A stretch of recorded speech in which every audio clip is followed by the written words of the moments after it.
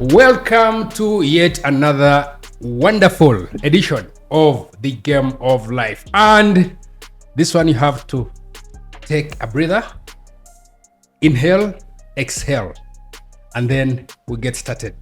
Because in studio, we have one-time best footballer in Africa. We have a two-time Champions League winner, countless domestic trophies, countless man of the match accolade winner, countless goalkeeper of the year winner. Started right here in Zambia, Sports Club Villa, went all the way to Ethiopia, crossed down south, going past East Africa to South Africa, captained the Cranes to Afcon, helped end that 39-year wait when Uganda made it to Gabon 2017. He is man of the people. He's always there when you need him. He's a short stopper, but he's also turned out as a striker, scoring a hat-trick in one of the games. In studio with me, the one and only Man Mountain, captain, leader, Denis Onyango, former Uganda Cranes captain, but still Uganda Cranes player, as of now. Welcome to the Game of Life. Thanks for having me. Wow, Denis, I've chased you, and finally you're here. I'm so happy, so honored, so glad to have you. You've been chasing something that has been standing there. What are you chasing? I've not been seeing. Well, Denis, time allowed me. Welcome back home. What can I say? It's been a hectic season. Yeah. So much stress. But this is where my heart beats properly in Kampala. Yeah. Every time the season closes. And every time you have an international break, Uganda. You hop on to the next flight. Because I want to see my mom. Who knows what's next? Yeah. Someone might lose the other one. So let me come and say hello to my people when I still have the energy. Let's communicate to the people back home. Oliotie. I think I got it. There you go. Oh, Denis Onyango. Wow. Where do I start? The most successful Ugandan footballer. By accolades, by achievements. The first Ugandan to win the Caf Champions League. That wasn't enough. You won the second Champions League with Mamelodi Sundowns. Also, the most successful, not Ugandan, not foreigner, but footballer in the Premier Soccer League, PSL, South Africa. I just want to, if you're watching, you need to stop, visualize that, and then let it sink in. 12 league titles. 12. The only player in South Africa. Not just foreign, not just from Uganda, but the only. Sundowns, I think, have 14, 15, but of those, you have 9 from Sundowns. Yeah. The other 3 coming at SuperSport. We'll get through all that. But for me, the fact that you've achieved all that and you still remain humble, you come back home, you give us space to talk to us. Denis Onyango, I'm really happy. Again, welcome to the Game of Life. At last. At last. I almost missed you today. Hey. It's a Sunday, as I said earlier on. Well, a Sunday is a Sunday to chill, stay at home, watch football. Yeah, but the life doesn't stop, so the Game of Life has to be played. The Game of Life has to continue. And I'm here, and I'm glad to be here. Thanks for hosting me. Thank you so much, Denis. So, I have followed your career since I joined journalism. It's quite some time now. I'm approaching the same way you're approaching, 2 decades playing. I'm almost there as well. I've gone past at least the 15-year. It's a game of life. It's a game of life. We are doing it. So, Denis Onyango, first of all, I'm told where there's still there around in Zambia from Clock Tower and all. That's where you were born. Close to there. Well, the young generation will never know that there were houses there. Okay. There were people who were born there and raised there. Just there, there's a railway line that crosses the road somewhere. I was staying right there in the middle of the city. So one, your parents come from Busia, right? My dad from Busia. Yes. Busia, and mom? My mom, she's a Muganda. Right here at Mamba. Yes. Mamba. Yeah, Mamba. Dira Mamba. Okay. So, you are born, I mean, your dad comes from Busia, Yeah. mom here, and then you are born, don't want to say on the streets, but the house is right where there are developments right now. You can't tell that this is the house I was in. And that means you are a city-born person. So next to you is Villa Park, Yes. right across. Right across. And when you take the other side, for those of you who know Arena Mall, there's sharing youth center, where all kinds of games are happening. And then when you step out of the house, I'm thinking you're either headed to Villa Park or sharing. How did the proximity of where you were born influence what you became today? Well, it's crazy because I'm as you said, I'm a city born. Yeah. I grew up. I'd never gone to the village. Of course, I went when I was young, but when you're young, you don't know these things. But for me to know exactly where I was born, my great grandparents, where they're from, it was after I was turned 25, 26. Oh, really? That's when I went to Busia, and people started saying, "No, Denis is from Tororo, is Jabadola, is or even Kenyan." Yeah, maybe. Yeah, maybe Kenyan, but eventually I had to go home and meet other great grandparents, brothers, and all those things. And yeah, I'm from Busia, Mairum Nane, and I'm proud Samia. But grew up in Kampala, just across the streets there. You forgot to tell them there was also what they call the Queen Clock Tower. Yes, Clock Tower. Where they built now that is it called the Ring Road? I still don't understand it properly. Queen's Way, Clock Tower. Even there was ShopRite at some point. There was everything. Yeah. There was everything. But yeah, that's where I grew up from.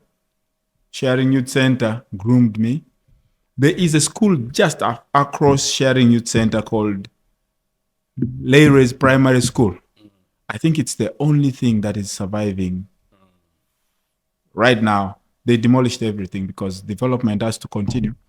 But and talking railway there. Yes. That's like there's a story of its own.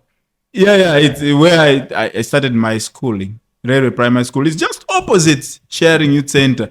It's covered in between the Arena Mall. Yeah. If you are not so observant, you wouldn't know there is a school there. But there is a school. Just after the mall, there is a petrol station, I think. There is a school there that it's still surviving. But that was my area of operation. From school, Sharing Youth Center. But Villa, because it was a huge household in terms of football. We could hear about Sports Club Villa, but we were not allowed to go there because what are you going to do there? Because Villa Park, you wouldn't play there as a kid. They would look after their pitch nicely. But we were supporting Sports Club Villa as kids. I was actually in my nursery school. I was schooling right next to Sports Club. It was called Villa Park. There was a building. They kept on changing it from a nursery school to a hospital.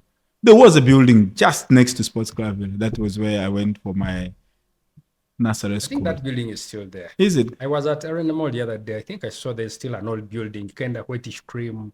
Yeah. That building. There was a nursery school, but because all those things were good during those times because our parents used to work in Uganda areas and they would give those privileges. The kids would stay with That explains why you were born near the railway. Yeah, but anyway, I think those are the few things that made me maybe fall in love with football. I get connected to Sports Clubville. I got connected to the people of Nsambia. I know all the roads that go through Nsambia. You can't tell me anything about Nsambia. So that is where I grew up for 25 years. So you have Villa Park right across the road. Then you have Sharing Youth Center where there's possibly basketball or. So how do you miss out on basketball and find yourself in football? As a kid, you try all sports. I played basketball, I played badminton, I played table tennis. Well, I was not good in music, but they would give that opportunity for karaoke and all those. I was a very shy guy. I'm still a shy guy, by the way. I am still a shy Did guy. you So, sing? I didn't try that much to try and sing because they used to call it talent show or something. There was gymnastic, there was taekwondo, there was football. But they would also teach us religion because it was sharing youth center. I think it was for the church, people from Europe. They for kids. I mean, but they would also teach us how to be good human beings, go to church, be humble and all those things. So it was like a community thing for us to become better. But football was my thing mostly because it had so many kids playing, and I loved it. I mean, who doesn't love playing football? Even basketball players will start with football first. Everyone starts with football. But my love for football was because basketball didn't sound so much by that time. No one was famous for playing basketball. At least, yeah. Yeah, but that you knew, yeah. Football was, I mean, you could hear about the Sadiq Wasa, the Majid Msisi's of those days, I mean, all great players Paul at Uganda, Asule. Paul Asule. But then you say, I want to be like that guy. Yeah. I'd never seen them, but I said, the guys I hear about on radio being praised, I want to be one day one of them. And I went. And here you are. The household, your household name, dad, mom. How was the household? How many siblings do you have? How was the upbringing? Did you have anything that you wanted? We were not in a very good space in terms of, let's say, our welfare and all those things where we stayed, because we were staying in one room that was being separated by a curtain, and not so big because we were staying in a government house where you don't get so much privileges. You use the bathrooms are outside. It's a community bathroom. It's the water and all those things. But we were four kids. 2 boys, 2 girls. Of course, we do have other siblings, 2 sisters that we saw at a later stage. And but growing up, we were 4 of us in that room. In one room with our mom and our dad. Not the best, but it taught us a lot of things because you share the bed. Today there is a couch, a small couch. Today it's my turn. Tomorrow it's your turn. So. But we were comfortable. I mean, as kids, what are you going to do? You just enjoy and go with the moment because you know that the situation is only asking for that. And I was, there's a situation that I don't normally like to talk about, but I was those boys who took long to stop peeing on the bed. There it was the problem. Yeah. And now in the morning, you must take your beddings out and your friends are looking at you and laughing at you. But it made me become strong as a boy. And when you go to school and people are laughing at you because of your situation, and I was like, okay, I'll become strong. And my sisters try to help me too, because you wake up and then there's the bed wet. Yeah, but yeah, we grew up in such situations, but very, very comfortable. Not seeing our dad that much because he was working in the train. He would leave on Monday, come back on Saturday to Kasese, because by the time the trains could go to Kasese, because there was that a train that goes to Kasese, it stays for a week, comes back with a lot of goods, matoke, the Irish potatoes and all those things. But he was one of those people who went with the train, not as a businessman who goes to buy, but he was working in the train.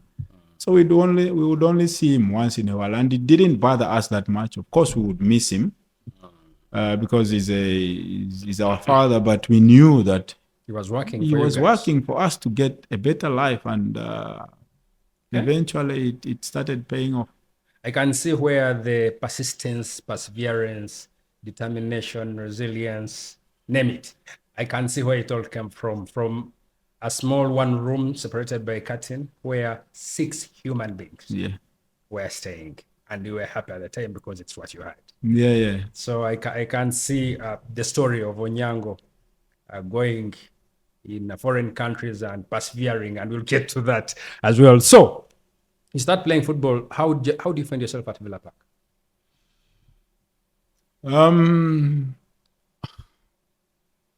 Crazy, because as I was playing football as a kid at Sharing Youth Center, I was also playing for this, not a regular at school, that Railways Primary School. I wasn't a regular, but people around me could see talent in me, and they would hire me. We used to play.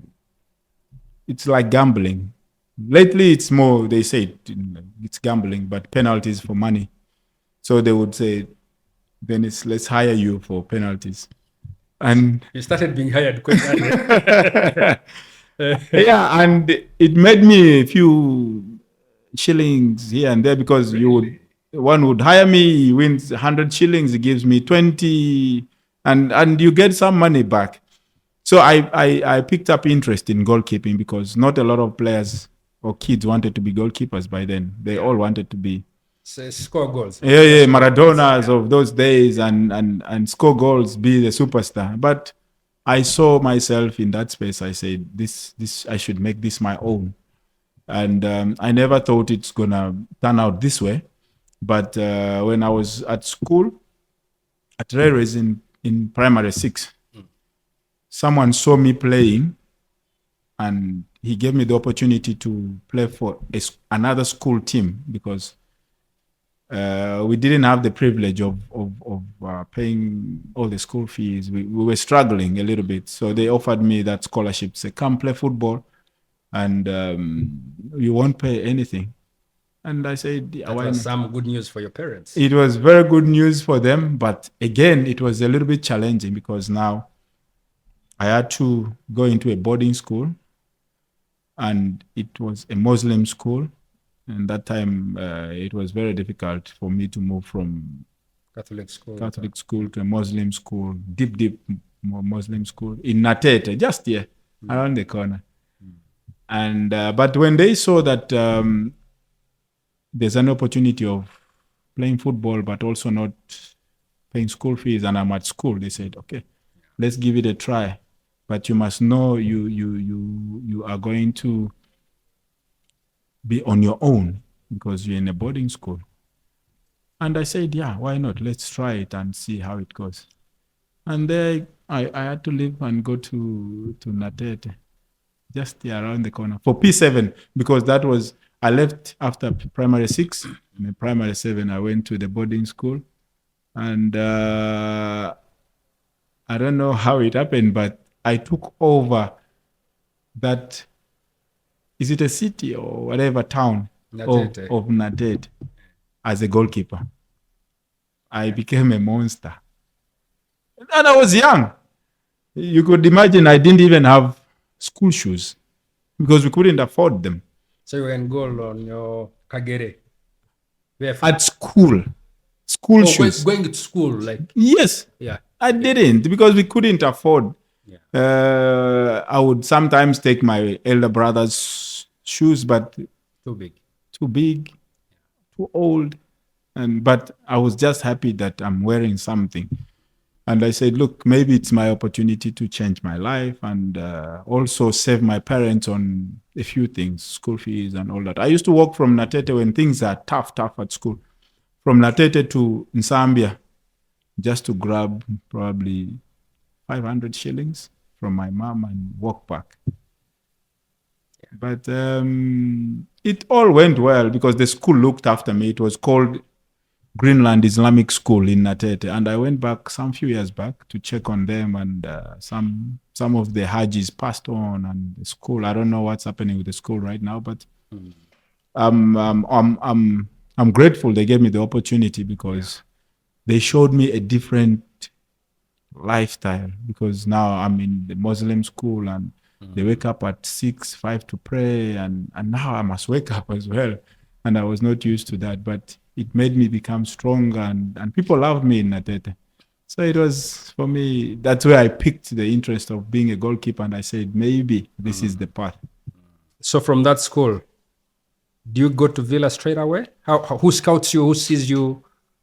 I was still very young. Villa came in when I was in senior 5. Senior 5, senior 6. So from that school, where do you go now? From that school, that was primary 7. Yeah. After doing my exams, UNEB, and I got good results that I don't remember because it's way back. I went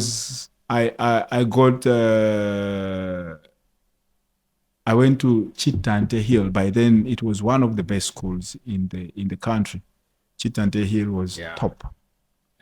And because my mom wanted me to do well because of our background, and I was only there for 1 year. But now we're still staying in Zambia. I have to walk to Chitante every day.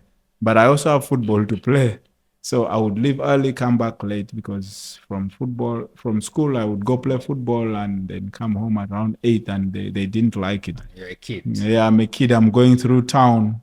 They don't know where I am. There were no phones by that time, the cell phones like now. So I stayed for 1 year, only senior 1. But they also didn't have so much interest in football. And by then, I had picked up interest in football. I tried basketball because also Chitante was very good in basketball. But I didn't see myself making it in basketball. And I said, look, I can't stay here another year. But there was also an opportunity to go again to another school because of football. Because when I was at Chitante, I was also playing for Zambia Old Timers, the small club in Zambia. And as we were playing in Zambia during holidays, because we used to play what they call the first division here? It's called what? For football? Big league. Big league, but I don't know how they were calling it by then. Okay. So there is another gentleman who had a school in Butambara. It was a new school. He's trying to build his school. It's got no kids, but he knew that through football, his school would sound more. He would get more students if he gets kids from Kampala to play football and make it sound big. He will get more students. So he came to us. It was during holidays, and he said, "Can I take you guys to school for free? That's bursary. But because you have to ask your parents, they don't know where you're going. They don't know this person. You need to convince them that, look, the school will look after us. They will give us accommodation and all those things. And we're going to be studying for free." But because I was in a very poor background, my mom said, "Let's give it a try." Again, she was very supportive. My mom was very, very supportive in my football career. My dad didn't like it because he didn't see so much coming out. Yeah, coming out of football. Yeah. Whenever you go to a football pitch, you meet boxers also training there, and they would say, "No, you're gonna start smoking these things," and all this. So he was not so supportive in terms of football. But my mom said, "Look, if he's got talent and it's also saving us a little penny here and there, we could support the other family members with that money. Let him go. Let him try his luck. As long as he's going to school, that's important." And that's how I left Kampala to Butambara. I'd never been there, but because it's a new environment, you're becoming from a boy to a man, because it was senior 2. And there were some other kids from Zambia who said they are going as well. And we said, "Okay, let's go open up a new chapter in Butambala." But it wasn't the best. Did you win any post-primary? championship? No. No, you didn't. I didn't. I think I'm one of the players who I never played for a top academy. By then, I tried Friends of Football when I was still at Sharing. Friends of Football, it had very good footballers. I don't know what happened to them, but they were very good. I think, what's his name? The guy who works on Mumuli. Elvis and all. Elvis was a very, very good footballer. He's going to like this He podcast. was a very good footballer. I don't know what happened. Elvis and all. How about Raul Kanyike? He was good. He was too. He was good. My people are going to have fun. They're going to say he talks about us. But yeah, it's okay. Yeah. Yeah. So Elvis was very good. Elvis was very, very good. Okay. And those are the few players that didn't make it to the big league, to the top. But well, we can't all make it. Yeah. But I didn't make it in those academies, Friends of Football. And I made it this far. So I'm just grateful. So, but for me, it was more important to face the world than to start looking at all those small things, because... What was driving you around this time? Making sure Mama is okay? You changed the situation back home? Was that the driving force? The driving force was more on, yes, changing our life as a family, because we were all relying on my dad. Of course, our mom was trying to do small businesses, selling eggs, boiled eggs on the street, selling, what do you call these? Sim. How do you call them? I mean... just keep it simple. I get it. On the roadside, and trying to make ends meet. Yeah. I mean, as a woman, she was trying to find all those means. But when the opportunity came for me to go to Butambala, she said, okay, what do you need? Mattress and a suitcase. But those ones, the metallic ones. Metallic ones. And I got a second-hand one because we couldn't afford the brand new one. Yeah. But I was just excited to go. My sister was very supportive, my elder sister, because by then she was, I think, at senior something. I don't know. But when they were supportive, the director said it was an Adventist school. Now imagine, I came from the Christian, I went to the Muslim, now I'm going to the Adventist. Yeah. It's a different culture altogether. Advents are different. Yeah. For them, Saturday, you don't do anything. From Friday evening, it's closed. You close the shop. Yeah. So I need to adjust. But that was not the most difficult part. For me, it was just starting afresh, trying to make life easy for my family. But I stayed for 3 years in Ntanda College in Butambala. But still, I was a problem. How? As a footballer. Oh, like you caused the scene. Like people understood you were around, you were in the area. When they speak about Ntanda College, they would say Denis Onyango. I didn't have anything like gloves, boots. I didn't have, but I was just a passionate footballer, a youngster who's looking to change his life and his family's life to have something in future. Yeah. But I was even offered money at one stage to just like sell off the game to a certain school, and I said no. Wow. This school has given me the opportunity to play football and make them shine. Why should I do that? I never played post-primary. So they wanted to give you money, so you sell the game. Yes. And I refused. Was it the opponents who were offering them? Yeah. One of the big schools in Butambala. Okay. Yeah, but I think these things help me so much because, as if you take bribe or do such stuff, they come back and hunt you. But for me, it was more of enjoying the game, giving my best. They would have good schools like Gombe says, there's Sentibali Kudembe, Mitala Maria, there is also Chivivi, is it Chivivi? Yes. They had some good schools that went to post-primary, but because our school was not the biggest, it was a starting school. When you go into the dormitory and it's only dust. The beds, you make the beds yourself, but we were happy. So I stayed for 3 years in Butambala, but also escaping from school to go play football in Zambia. I would just take a taxi. From Butambala? Yes. That's in PG? Yes. You come to Zambia to play football? Okay. Was that just, were you hired to come and play? Or? I was initially a player for Zambia All-Timers. Remember I told you I was playing for Zambia All-Timers. Yes. But now they didn't have a keeper. And I was their best keeper. You had to come back home. I had to take a taxi, come play a game, and then take a taxi back. Did the other school know? They didn't know. Okay. I used to escape from school. It's okay. But interestingly, there's a time we had a visitation day at school, and we had a decisive game in Zambia on the same day. Okay.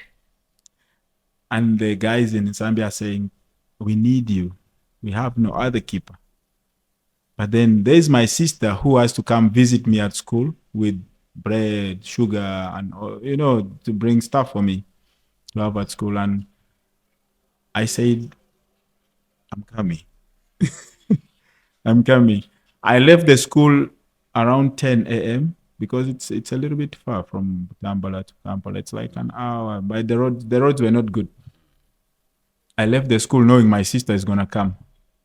I went to Zambia. I played the game. My dad saw me playing.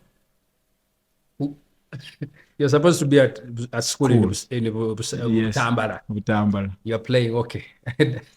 Was Dad watching the game? He came to watch because it was a community pitch. Okay. He came to watch. Please go on. My sister, she's at school waiting for me, asking for Denis. Where is Denis? At school.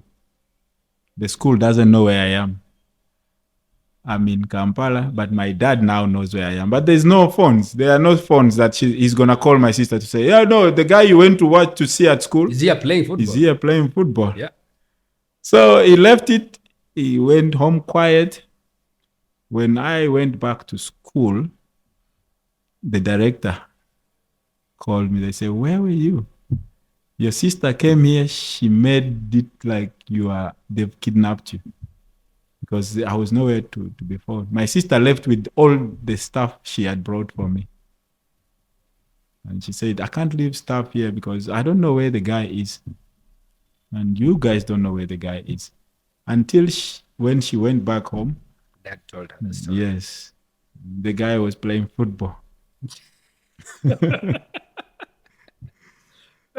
Okay. It was so difficult. How did that story end? Did you have a discussion It with didn't end well. Yeah. Because now the school suspended me because I left school. Yeah. They made me buy 3 rolls of barbed wire because now I jumped over the fence.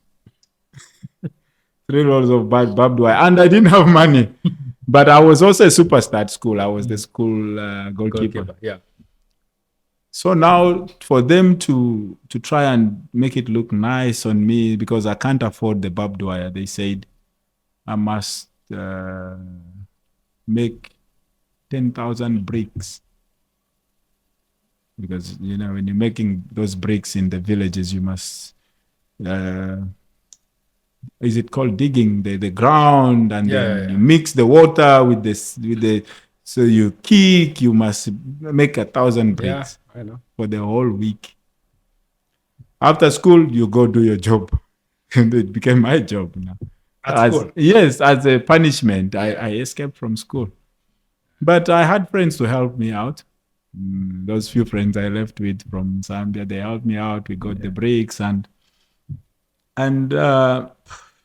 for me, it's an interesting story, Denis. Now, let's first track. This is the school in Butambala. Yes. This is what? S4, you said?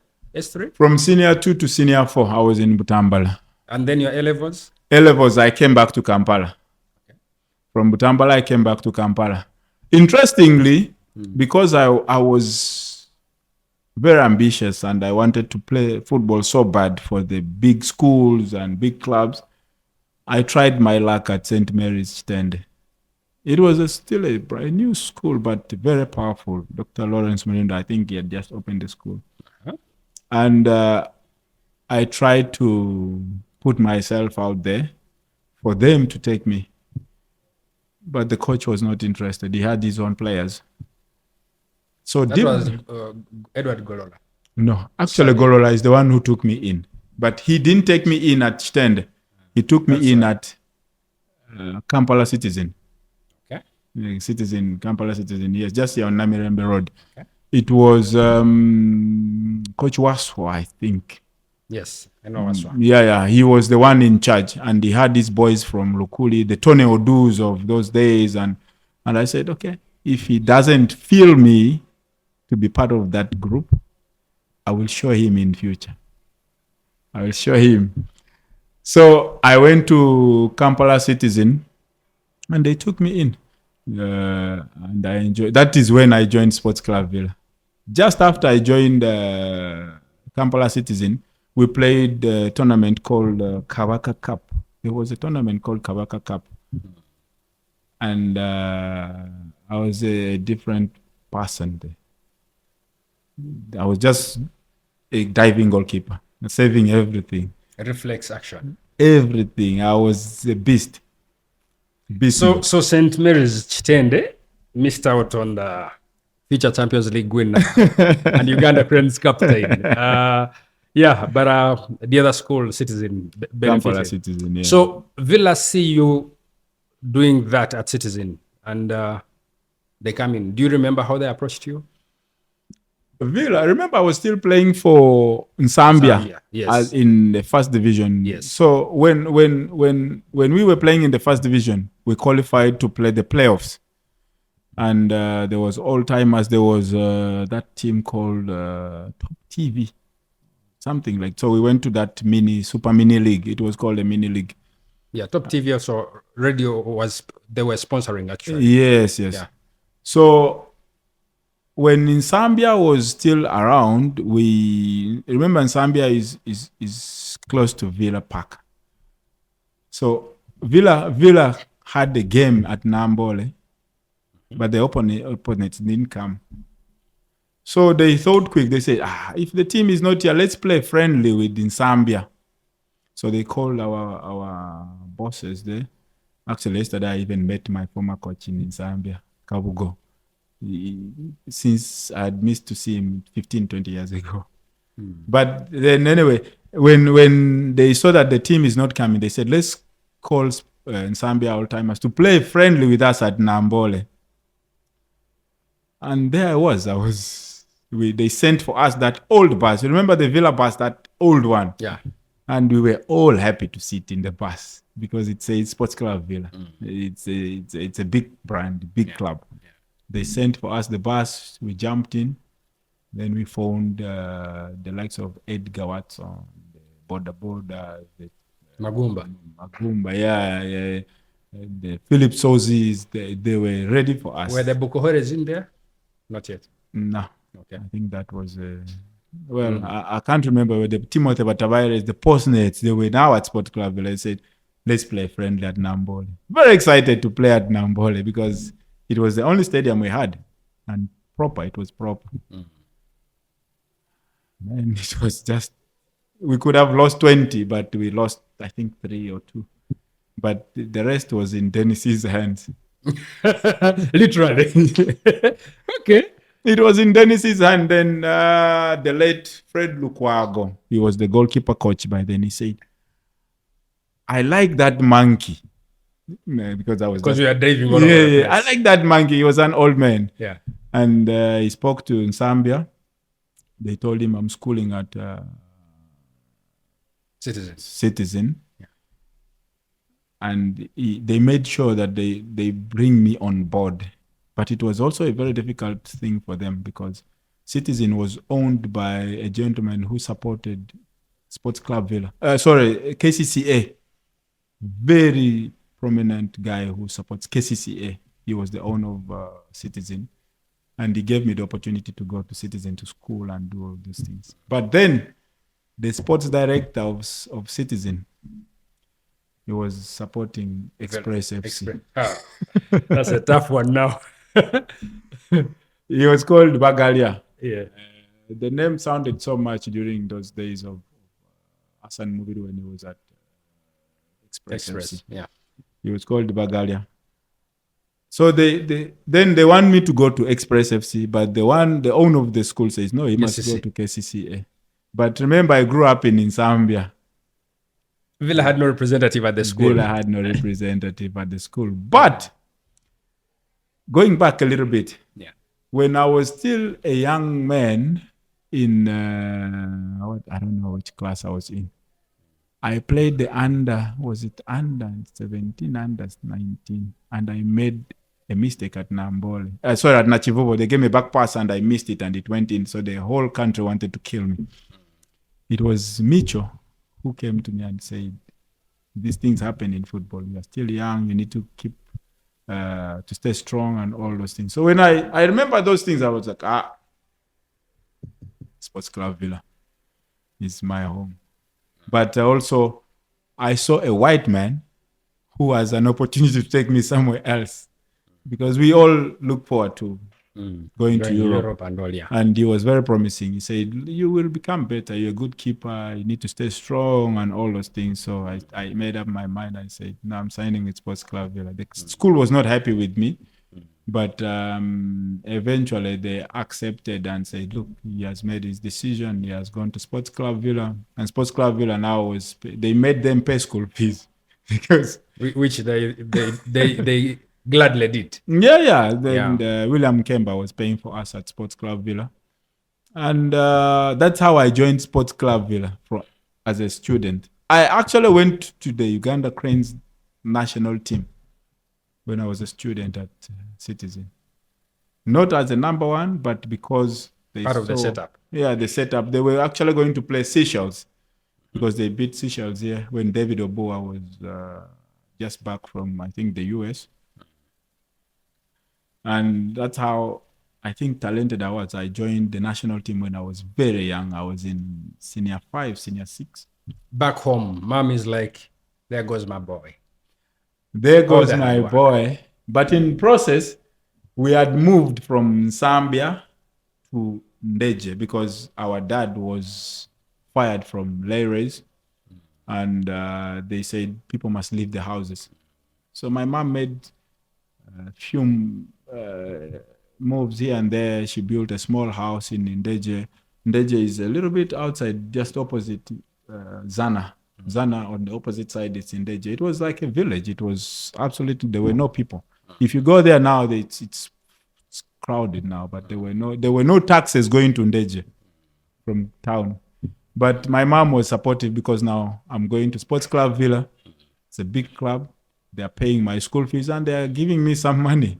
They're paying me some money. I think it was 70,000. It was a lot of money. At the time? Yeah, 70,000 shillings. So yeah. I was just having fun. And then Postnatal Moñ is the number one. You're part of the setup at Villa. How do you eventually become Villa's number one? That was very difficult. Because there was Postnet, there was Hannington Kaliesubula. Yes. There was Mukasa Robert, who's now a coach at, he was a coach at which team that got relegated? Was it Bohinda or something? Eventually turned by United. Yeah, he eventually changed his nationality to play for Rwanda. He was a good goalkeeper. He's a brother to Andrew Mwanguhya, actually. So it was those three. Then they brought me as a young man just for the future. But as we trained, they used to call us, the young ones, they used to call us Team ya Waindi. We don't play. When they need shooting practice. Hey, you're the clones. Yes, come. Yeah. We were almost like the punching bag to sharpen up the other guys. But we were happy. We had Sports Club Villa. But they had made a few recruits from other clubs, good players. I think that's when also Masava was almost coming in. And Mwanguhya was part of that Indian team ya Waindi. because on the other side they had the Batabaires, they had the Philip Sozis, they had the good side. But as time went by that season, Sports Club Villa started facing financial challenges because Micho was still around. He was paid, I think, some good money, and the senior players started leaving. During the season, some players started leaving. And we were traveling. There was a game in on the border of South Sudan and Uganda. But also because there was a war in the north, the senior players didn't want to go. They said, "No, we're not going there. There's a war in the north." So what happened is Micho said, "I'm gonna take the youngsters. If you guys don't wanna go, okay, no problem. Let me take the youngsters to play, represent the club, and come back." We went. We go to Gulu. We have to go through the jungle. They gave us some soldiers. They jumped into the bus. A few shots here and there, but we managed to make it across. We played the game and we won. But you know, when you play the game and you are only surrounded by the soldiers, you are risking but we were just happy to play football. We didn't think about death by then. We were just enjoying the moment. So we went and drove back immediately at night. It was very risky because now there's the rebels, there's the government troops. But when we came back, eventually Micho said, "No, these are my fighters. I'm not changing the team." And that was it. That was it. Number one. Micho left midway towards the end of the season. His assistant was Sam Timbe. Micho left because of financial difficulties. 2004-05. Yeah, I think so. Yeah. Micho left because of financial difficulties with Sports Club Villa, and we continued with Sam Timbe, the late. And that's where I took over. It was a little bit of a challenge as well because at some point he played me as a number 9. That's the last story at Villa that we tell because there's even a picture where you were, Simeon Masaba was in the background. I don't know which team you were playing. Top TV was sponsoring the league at the time.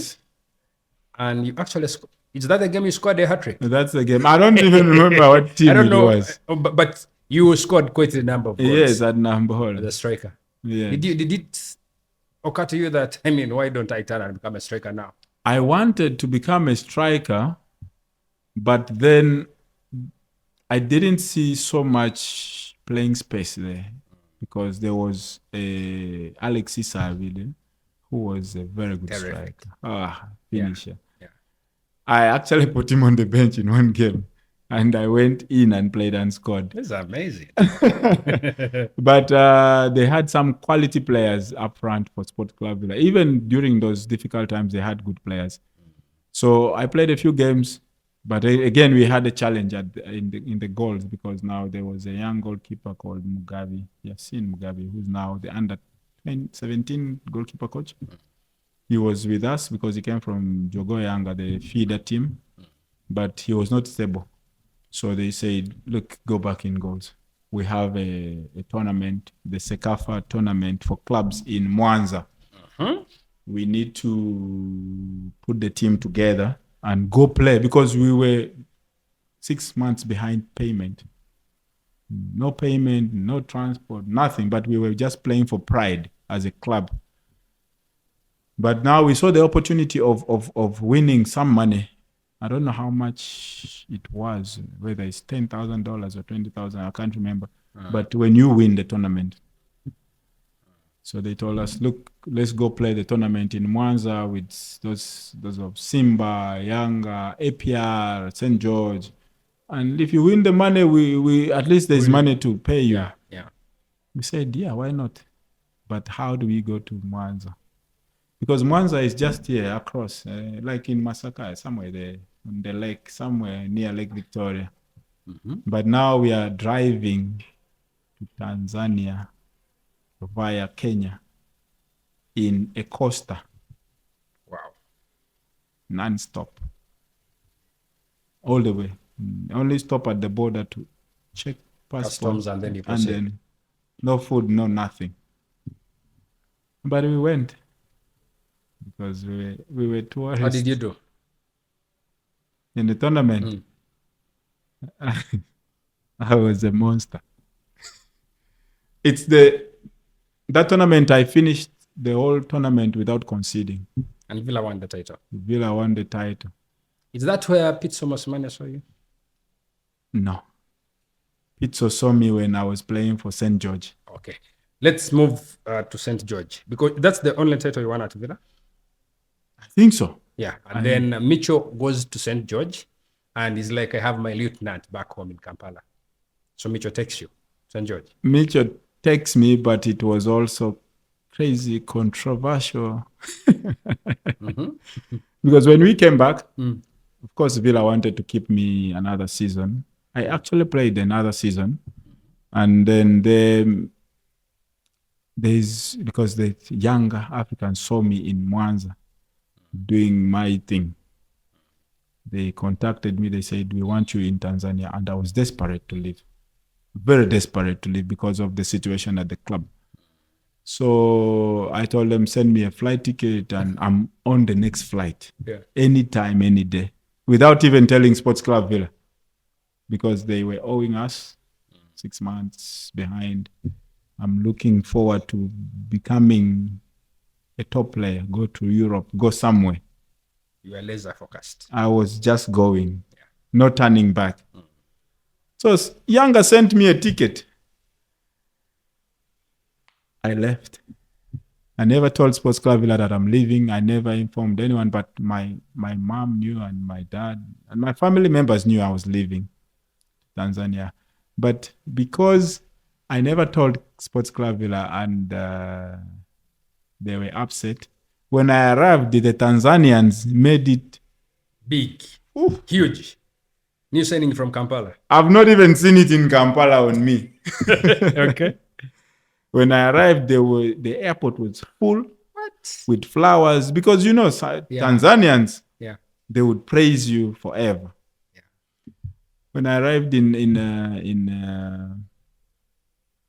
Dar es Salaam, they received me. By then, Yanga was run by CCM, that political Chama Penduzi. strong political party in Tanzania. I was the biggest thing that happened in Tanzania that day. They gave me $1,000 I put in the pocket just for fun. Just like be around. And at the time, that's big money. It was a lot of money. Yeah.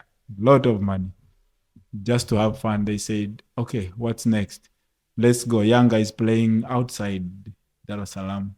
But let's go to Kariakoo first and design you to be a younger person, like young Africans.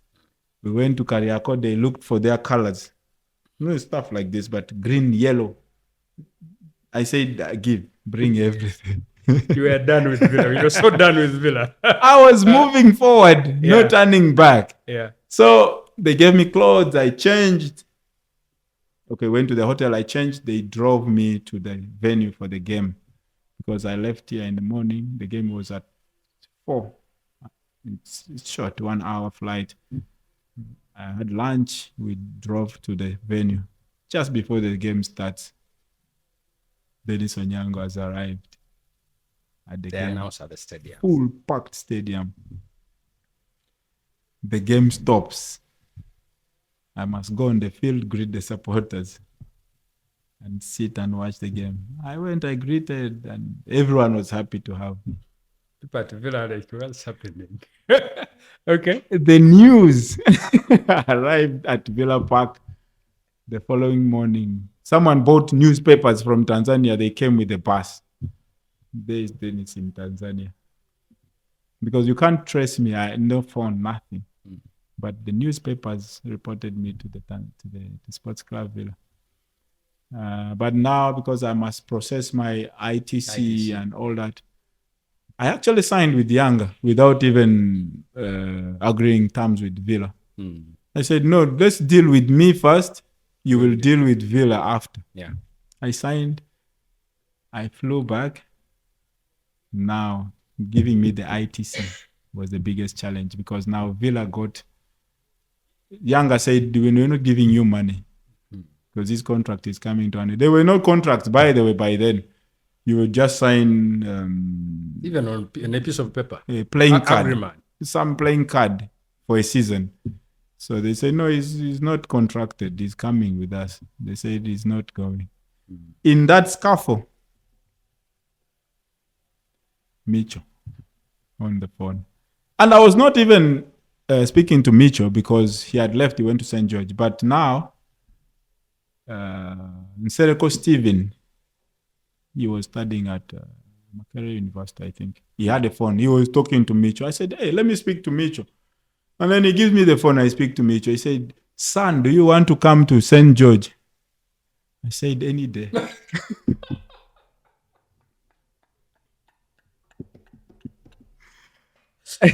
You ain't loyal. I was going. Okay. The journey has to continue. You have a contract already, an agreement with Yanga. Yeah, and $1,000 of theirs in the pocket. And then Micho's like, son. Actually, they gave me 1,000 and they added me 5,000 when I was coming back. Part of the contract agreement. But I said, I'm going forward. Did you pay them back? I didn't tell Micho I've signed in Tanzania. We gave them Allan Okello. Let's fine. Proceed. I didn't give any cash back. So Micho processed a ticket for me the following day, Ethiopian Airline. I'm going to St. George. No visa, nothing, but to go to Ethiopia, you need a visa from Uganda. But because St. George was big in Ethiopia, Yeah. everything was organized. On arrival, he'll get his visa. I got the flight ticket at night. Ethiopia. Landed. Micho fetched me inside the airport. Inside. The customs, what is inside? That's how powerful he was in Ethiopia. So I arrived in Ethiopia. I trained. He said, you are staying here. You're not going back anywhere. I told him I signed in Tanzania. He said, I don't care.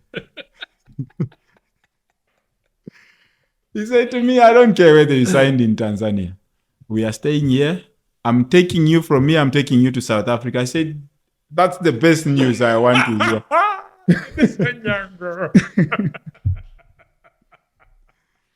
That's the best news.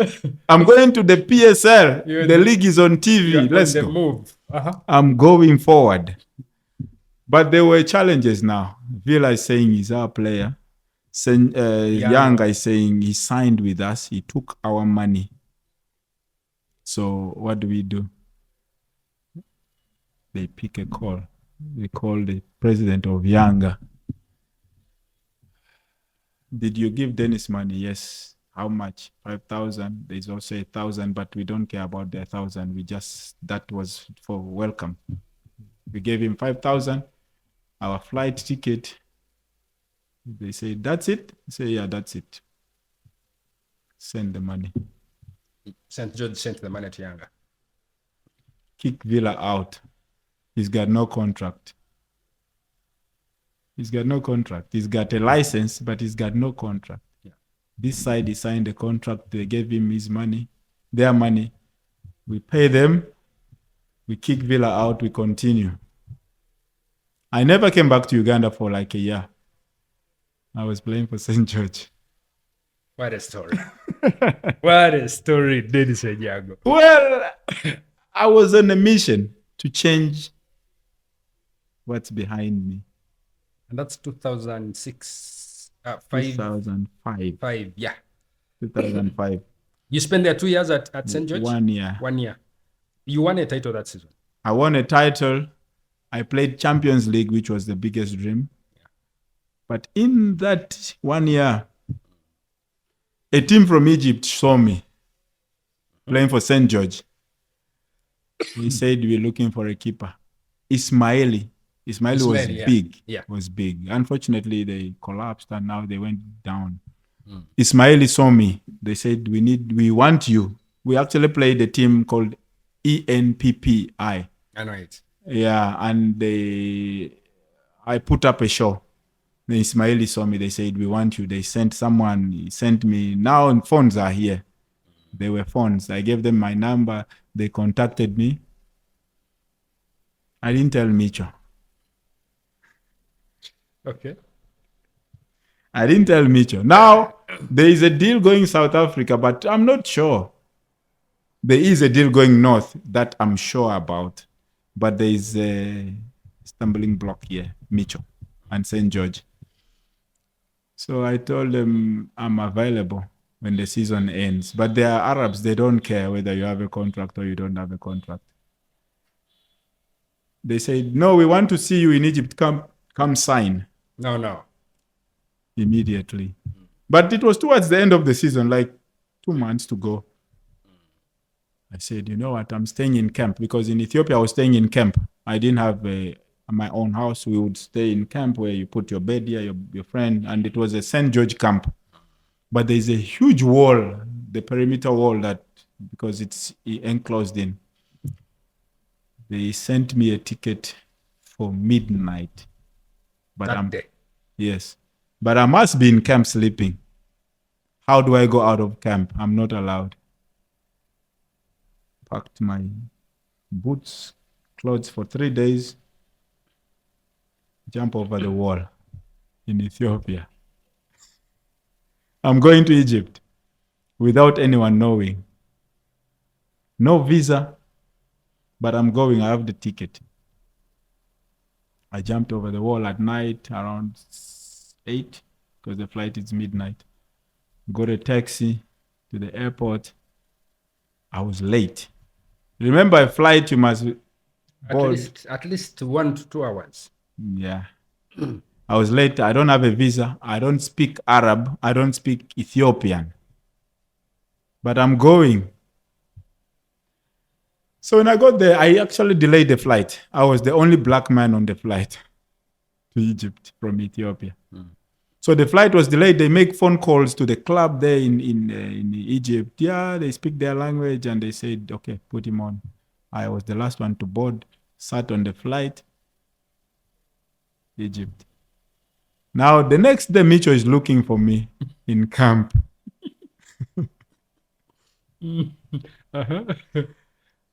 I've got no phone. He can't trace me. There was no WhatsApp. You must call directly. Now I'm in Ethiopia. I'm in Egypt. I have no phone contact. But now, because St. George was a big club in Ethiopia, they are panicking now. Where's Denis? First day, second day. Someone tells them at the airport, he left with Egypt Air to Egypt. And they check on the internet. I'm training with Ismaily.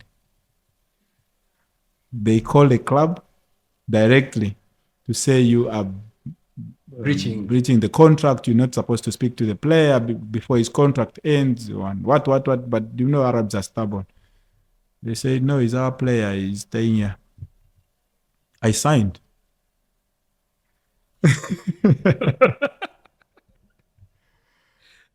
I was on a journey. Regardless of keep moving. I'm moving forward. You will sort yourselves after. In this whole thing, the only innocent club is Yanga. Yes. The only innocent. Because for them, you told them they knew the contract was running out. The other people had breached. So for them, they were okay. Now, Micho used his power. Yes. And the connection to you. But in Nebagamba, we are the big boys in this thing. No. So in all those,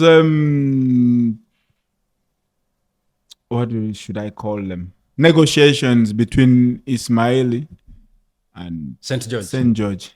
I'm quiet. I'm not responding to anyone. But now they get threatened that they're going to be reported to FIFA. FIFA, because it's they are talking to a player who's still under contract. But now I had already signed, but the contract is in Arab. But it was good money. They were giving me, I think, $500,000 for how long I don't know, because the contract is in Arabic. Yeah. But now what St. George did, they told them, look, if you want the player, You said $500, not $500,000. emitwalo ataano I got dollar. egya dollar. Yes. This is 2006. Yeah. 6 to 7. Early 2006. That's like the biggest deal. Oh gosh. But now there was an agent who was involved. I think he was getting his cut, of course, cut. yes. That I don't know how much because the contract is in Arabic. But now I signed the contract. They keep it as a club, and then they say to me, "Go back, finish the season," because I signed one season at St. George. When you finish the season, come back. Let's go forward. Then I flew back to Ethiopia. Micho was very mad at me. Very, very mad at me because he fought for me to leave Yanga, all the controversy, then Sports Club Villa. And now I betrayed him. I left the country. I apologized and told him, look, let's continue with our journey. Let's win the league and see how far we can go. And I didn't tell him I signed in Egypt. We finished the season with St. George, but there was some cup games that the club still had to play. And there comes another call from my current agent. I've been with my agent for like 20 years. Ivica Stankovic. Yeah. He says to me, I'm taking you to South Africa. Remember, St. George was playing the Sekafa tournament earlier on, and that's where Pitso saw me actually. Because we played the Sekafa tournament and it was in Tanzania. Yeah, I remember because it's that old stadium. And Pitso came, he watched me. He didn't come to see me. He came to see a striker in St. George called Fikru Tefera. He was very strong and energetic. But when he came to watch the game, he saw a different guy on the pitch. Denis Onyango. Mad, doing whatever I wanted to do on the field. And he said, who's that? It's Ugandan. Can I have him? They switched from taking the striker to wanting Denis. Yeah. So they spoke and they said, let's wait for the season to end. Then we'll talk to St. George. But behind closed doors, Micho and them and that agent, because Ivica Stankovic was Micho's agent as well. And he's the one who took the Batawaires, the Postnes to South Africa. So they were talking behind the curtains. They said, after the season, we will bring Denis to SuperSport. Because Pitso was coaching SuperSport United Pitso at that was time. coaching SuperSport United. Yeah. But now, towards the end of the season in Ethiopia, I signed with the Egyptians. But, well, I'm moving. I don't know the story behind the SuperSport. I'm moving forward. And when the season ended, they say, go to South Africa. I was the happiest. But I have a contract in Egypt that I don't care about anymore. Did the Egyptian get in touch with you? Yeah, but they had no rights because I signed, but I was not their player. By then, we would have taken them to FIFA to say, look. Did you get any money? No, those ones didn't give me. That's why I was pissed. Okay. They didn't give me any money. All I did was to fly to Egypt. They didn't give me any money. But now, when I went before I went to SuperSport, there was no South African embassy in Ethiopia. Okay. I had to fly back to Uganda to get the visa and then fly to South Africa from here. It was very challenging because by then there was only one flight to South Africa, South African Airways. And the visa was easy to get because it was through the club and all that. But then you must get yellow fever. You must be at the airport. SuperSport processed your visa. Yeah, SuperSport processed my visa. They sent me the ticket. And I missed the flight. You know how Entebbe Road gets busy. Yeah. I missed the flight. And by then, there were no refunds. You buy a new ticket. And SuperSport bought another ticket for the next day. I made sure I'm there on time. But when I arrived, they put me in a hotel. The agent took me, Ivica took me to the, so the following morning, because now the club was operated at the SuperSport premises, DSTV, he fetched me at 8 to go and sign without training, to sign. So on the way from Pretoria to Johannesburg, where the offices are, I told the agent, I signed in Egypt. He parked on the side Of the road. Okay. He started arguing with me. You should have told me this, what. And he was very pissed because he knows the Arabs. When you sign, you've signed. And I told him, okay, now I've told you, so it's not going to help to fight here. Let's find the solution. We parked for like 45 minutes. And then eventually he drove to SuperSport. And he told Pitso that I signed. But now St. George is also calling, saying, you took our player. He was still under contract. Now I'm fighting St. George and Ismaily. Because I signed. I still have a running contract here, but I signed a new contract in Egypt. But I'm with a new club. But it's just a phone call away. They picked up the phone, they called St. George. I don't know what they agreed on, whether they gave them money or something. They settled that fight. They sent an email to the Egyptian club saying, we're taking you to FIFA for speaking to a player. Player tapping. Yes. They kept quiet. The other ones didn't respond. Nothing. They played it really well. Yeah, they played it very well because the agent knew his role and he did it very well. And there I was with SuperSport. 2007. 2000. 2016, 2007. Because you were 2007 up to 2010. You arrived at SuperSport immediately, first choice? No. I struggled. First of all, it was the work permit. That was a challenge for me. But also there was... who was the keeper? Andre Arense. Former Fulham. Yeah. South Africa's number one. But he was aging, of course, but he was good. So because his deal was a swap deal between him and another keeper from SuperSport called Calvin Mullen. So they swapped Andrew Arense to come to SuperSport and Calvin Mullen to come to go to Sundown. So they said, there's a young Denis, let him be there. When it's time to play, he'll play. And Andrew played. But now, how do I become a number one?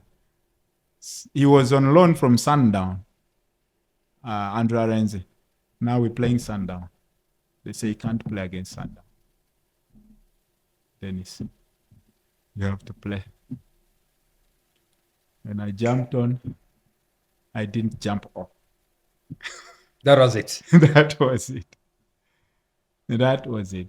And 3 titles in a row immediately. 3 titles, not actually, because when the first year at SuperSport, we did not win a title with Gavin. With the Pitso, because we finished, I think, 8th. Okay. And Pitso left to Bafana to take up the job with Bafana.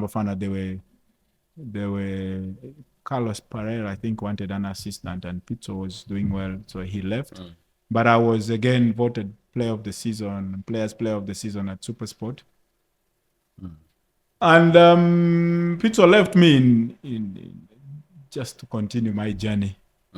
But I got injured on the knee, had an operation. Then they brought Gavin Hunt. New coach. A new coach, different mentality, different way of doing things. And then I struggled big time because I thought I was a player of the season and Players Player of the Season. It's going to be automatic. Yeah, I mean. But there's Andrew Arense, who's experienced, played at Fulham, Sundown, Bafana, and Afcon, and then Gavin says he's the number one. So I struggled the first season. I played a couple of games. I think 10 games that season. We won the league. Second season, then we won the league again, and then we won the league. But I wasn't playing regularly. And I told the club I need to move. I need to get game time. That's where your first 3 league titles in South Africa South Africa with SuperSport. Yeah.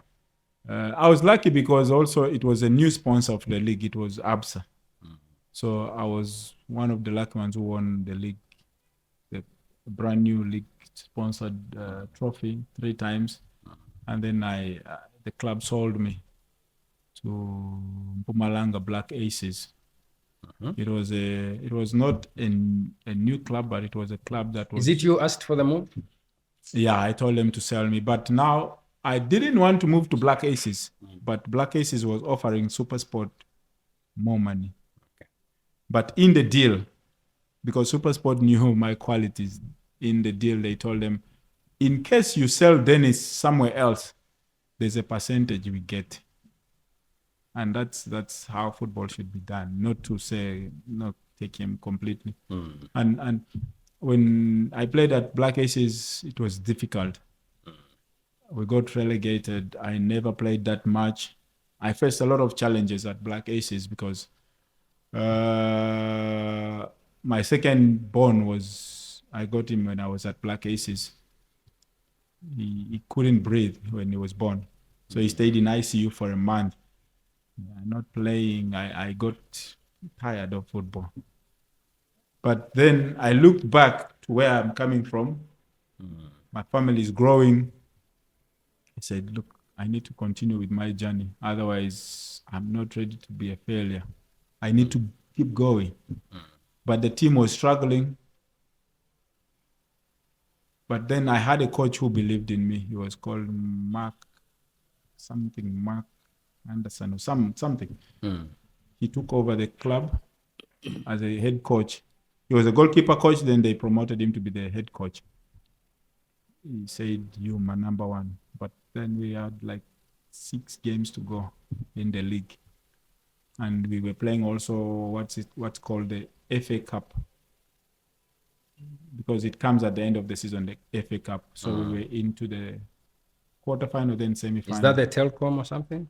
Nedbank. Okay. It comes at the end of the season. So he said, from now you need to help the team survive. You are my first choice. And I tried, but it was a little bit too late because now we had to win. In 6 games, we needed to win like 4 to survive.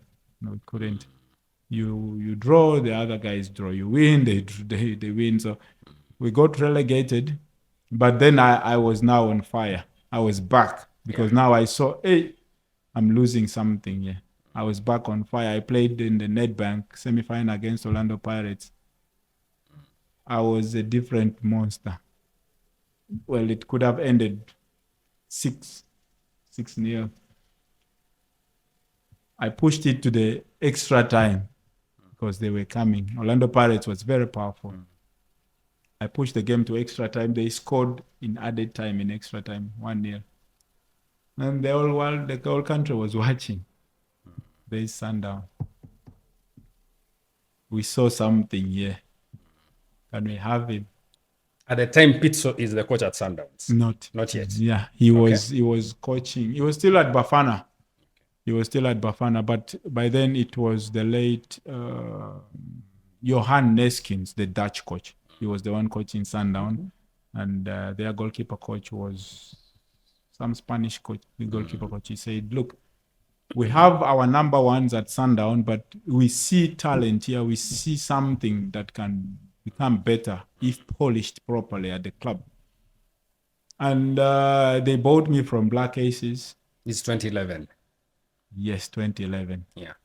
2011. Then I joined. That's how I joined Sundown, from reviving myself in 6 games. What a story. To being at the club for almost, I don't know how long. And what a journey awaited you at Sundowns. A journey that was very difficult because 2 years of not playing football. So you arrive at Sundowns in 2011. Which keepers do you find there? Because you are not just coming to head into the starting 11. I found Calvin Mullen, who left SuperSport SuperSport. for Sundown, and he was not at Bafana anymore, but he was good. He was aging, but good. He was, I think, 34. And then Sundown had just lost a keeper called Brian Baloy. He was a South African number 1 as well, but he was retiring. So they say, Dennis, you're replacing Brian Baloy. But there was a Wayne Sunderland, who was the number 1 at Sundown, and he was number 1 at Bafana. That's tall order. Tall order. You can't displace the country's number 1. They welcomed me very well. The coach told me, look, there's no rush. You will play when you are ready. Let's try and polish you, get to their level, because he believed they're on a different level. And I accepted. I said, let me try and get to their level through training and looking at what they do, because I need to be at the same level with them to compete and perform. 1 season, nothing. You're just training. Yes, but I'm paid. I'm paid well. They're looking after me. Second season, we started, because the first season we finished second as a team. So the second season, but we didn't win anything. The second season, we started it very well, but then eventually we started struggling. The team was fighting relegation. Sundown was fighting relegation. In 2012. Yes, and I'm not playing. And I'm not complaining, by the way. I'm just training. They fire Johan Neskins midway in the season. And guess who comes? Pitso Mosimane. When they were announcing him in the meeting room that Pitso is taking over, when he came through, I was smiling inside. You're like, my guys, this is it. Yeah. But it's my turn now to also grab some. My chance to eat. I never ate. I was actually eating. So you're like, Pitso is here. We are good to go now. He brought me to South Africa. He knows where I come from. He made me come to the country, player of the season at SuperSport, and he's gonna give me the opportunity to play also. And it was, I think, in late December, January, because now that's the transfer window period. He says to me, you're a cheese boy. I want a fighter. I need you to fight. And I'm thinking, fight? What does he want me to do? To fight boxing or what? He says, I'm going to loan you out. You're like, what's this? 2 years, nothing. And then he comes, he says, I'm going and of all people, you Pitso? Pitso, the person who knows me in and out. Yeah. And I wasn't hesitant, because I knew he's sending me to get game time somewhere. Probably come back, because I still had the running contract. But guess where he sends me? To the coach who sold me to Black Aces, Gavin Ant. That's at Wits. At Wits. Yeah. I'm thinking, what is this guy doing? He sent me to a coach who didn't play me and sold me, but he had the opportunity to play me. I said, well, what can I do? Let me go and face new challenges. I trained at Sundown in the morning. Vet was training in the afternoon. At lunch, they told me, you have training session at Vets in the afternoon. So I trained in the morning at Sundown. In the afternoon, I was at Vets. And they sent me a message to say, you are on loan. You don't come back until we call you back. On phone, on email? Message, SMS. But then my agent called me later and said, look, let's go and see how it goes. Get game time, because that's the first thing they tell you. Go get game time and come back. I arrived there. There's no game time. Gavin Hunt is not giving me a look. He's got his number 1. Yeah. But it was a swap deal between Sundown and Vets. There was a player they wanted called Mosimane. So he went to Sundown, I went to Vets. I was part of the swap deal, yeah. So I said, look, let me see what happens. If things don't work out, we go somewhere else. I played 4 games at Vets. From playing 20 games, I've only played 4. But I was grateful because at Sundown, I stayed 2 seasons. I didn't play. At Vets, I stayed 6 months. I played 4 games. That's quite an improvement. And I was competing with another keeper who was playing for Bafana. Monib Josephs. He came on in the World Cup when Kune got red carded. So Monib Joseph was at Vets. He told me, and I was thinking, when I arrived there, he told me, that is my position. The goalkeeping, it's his position. I'm thinking, he owns the place. When am I going to play? But well, we created a good relationship, and I played eventually at Vets 4 games, and I was called back to Sundowns. Did you fear at any point that maybe Sundowns may never call me back? I was a little bit worried because what happened when I was at Vets, Sundown bought A keeper. Kennedy Mwine, who was Africa's #1 with Zambia. Fresh from winning AFCON 2012. Fresh from winning 2013? From 20? Yeah. Yeah, winning AFCON, and then there's a Bafana goalkeeper, Wayne Sandiland, and then there's me, who was for Uganda. I mean, Uganda has never qualified for anything, and who cares? It's just come and train. So that season, 2013-2014 season, Sundown wins the league when I was on loan to Vets. But we used to play friendlies with Sundown, and then Pitso, he said to me, don't worry, you're coming back, my boy. Because now I had the physique, I was tall, I was good with crosses. Even me, I knew I was good with crosses. Kennedy struggled a little bit. Wayne Sandiland struggled a little bit, but the club is aiming for Champions League. Champions League is all about crosses, high balls, being a big boy. And Pitso brought me back when they won the league, their first league after so many years, 2013, 2014, I think. I think 2012, 2013. And I wasn't playing. I was still not playing. No, there was an AFCON in South Africa during the after the World Cup or before the World Cup. I'm not quite sure.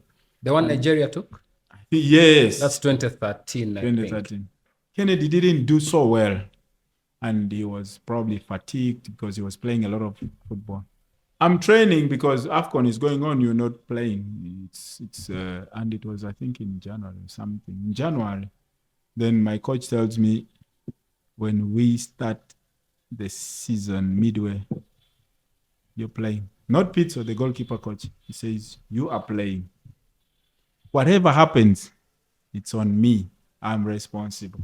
So he took all the weight, the stress, and he took it by himself. Whatever happens on the field, it's his responsibility. Because he knew Kennedy was not around. Yes, he was not around. Yeah. And I'm the only one that is there. And when I jumped on the ship, That was it. I didn't jump off again.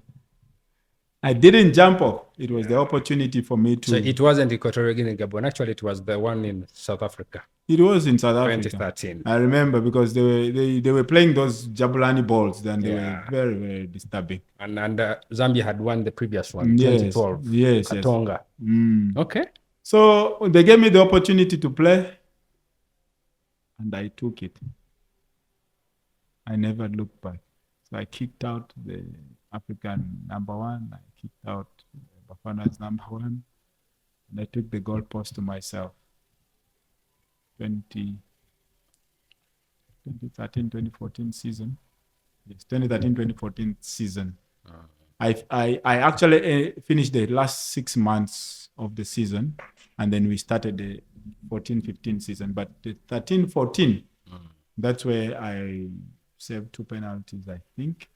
In the final, I think it was Telkom Final. You saved Shabalala's penalty. Yes. And Abrao, some guy from Togo. Yeah. Yes. I'm not quite sure whether it was the same season, but I picked up from there. But now, during that same season, we continued our journey with the Champions League. And it became, flowers started coming out. From 2015 and then 16, I think that should be arguably your best year in football. 2016. Because I won 3-4 big trophies in the space. You won the league? You won the Champions League? The first for Sundowns? We actually won a treble at the club. The club? The FA Cup you said is what? Netbank? Netbank. So you won those 3? Yes. You won the Champions League. You became the first the first goalkeeper to become the African footballer of the year based in Africa. That's huge. That's won by outfield players. I won the Super Cup. You won the Super Cup. You were in the Caf Team of the Year. You are the goalkeeper of the year. What a year. Then you helped the Cranes end 39 years of not being at Afcon. In just a small space of time. Actually, that year, there was a list that came out of the top goalkeepers in the world. You were on that list. Yeah. The top 100 or something? I don't remember. The top 10 goalkeepers in the world. You were there that season. And you played at the Club World Cup. So, Denis Onyango, you're the only one actually who has played at the Club World Cup as well from here, from Uganda. I could even, okay. What a year. And this time you're not a passenger. You're actually one of the chief architects, chief drivers of everything happening. Backbone. And at that time also Cranes are playing everything. We are winning games away. And then we are just, oh gosh. Because I remember I saved the penalty in Comoros. We won 1-0. Yeah. And well, things had to fall that way. Anyway, I wanted us to get that backstory because most people see things happening to you at Sundowns and they might think they came easily. You know, there's those painful 2 years, the loan deal, of course, being relegated. There's the naughty Onyango area before we went to South Africa, extremely naughty. And then 2017, you guys were like flying. You come here, KCC almost knocked you out. The Champions League. Yeah. When you came here. And then there's when KCC, the return leg, but seeing the Kido being brought on from KCC from Uganda, how did that make you feel? I think Coach Mike had one of the best teams I've ever seen clubs in terms, because I've not seen the previous players, the Omondis and all those, but that time KCC had some of the best players. Not so much quality, but the fight. The little individual brilliance from the likes of Allan Okello. They had Ochaya on the left, who was also good with crosses. They had Geoffrey Serunkum, I think. Serial finisher. Yes. And they had a very good team. The Awani is not Lukwago, but I think it was Benjamin Ochan in goal. So when they came to South Africa, it was winter. Very cold. I didn't play. I was injured. I don't remember the score. It ended goalless. Goalless. In South Africa. South Africa, yes, it was goal. And then here 1-1. You actually came from behind. Yes. But we thought they're going to crack in South Africa because it was very cold. And I told the guys, there's no winter in Uganda, so don't worry. They will crack. It's very cold. It was raining, but they were very resilient.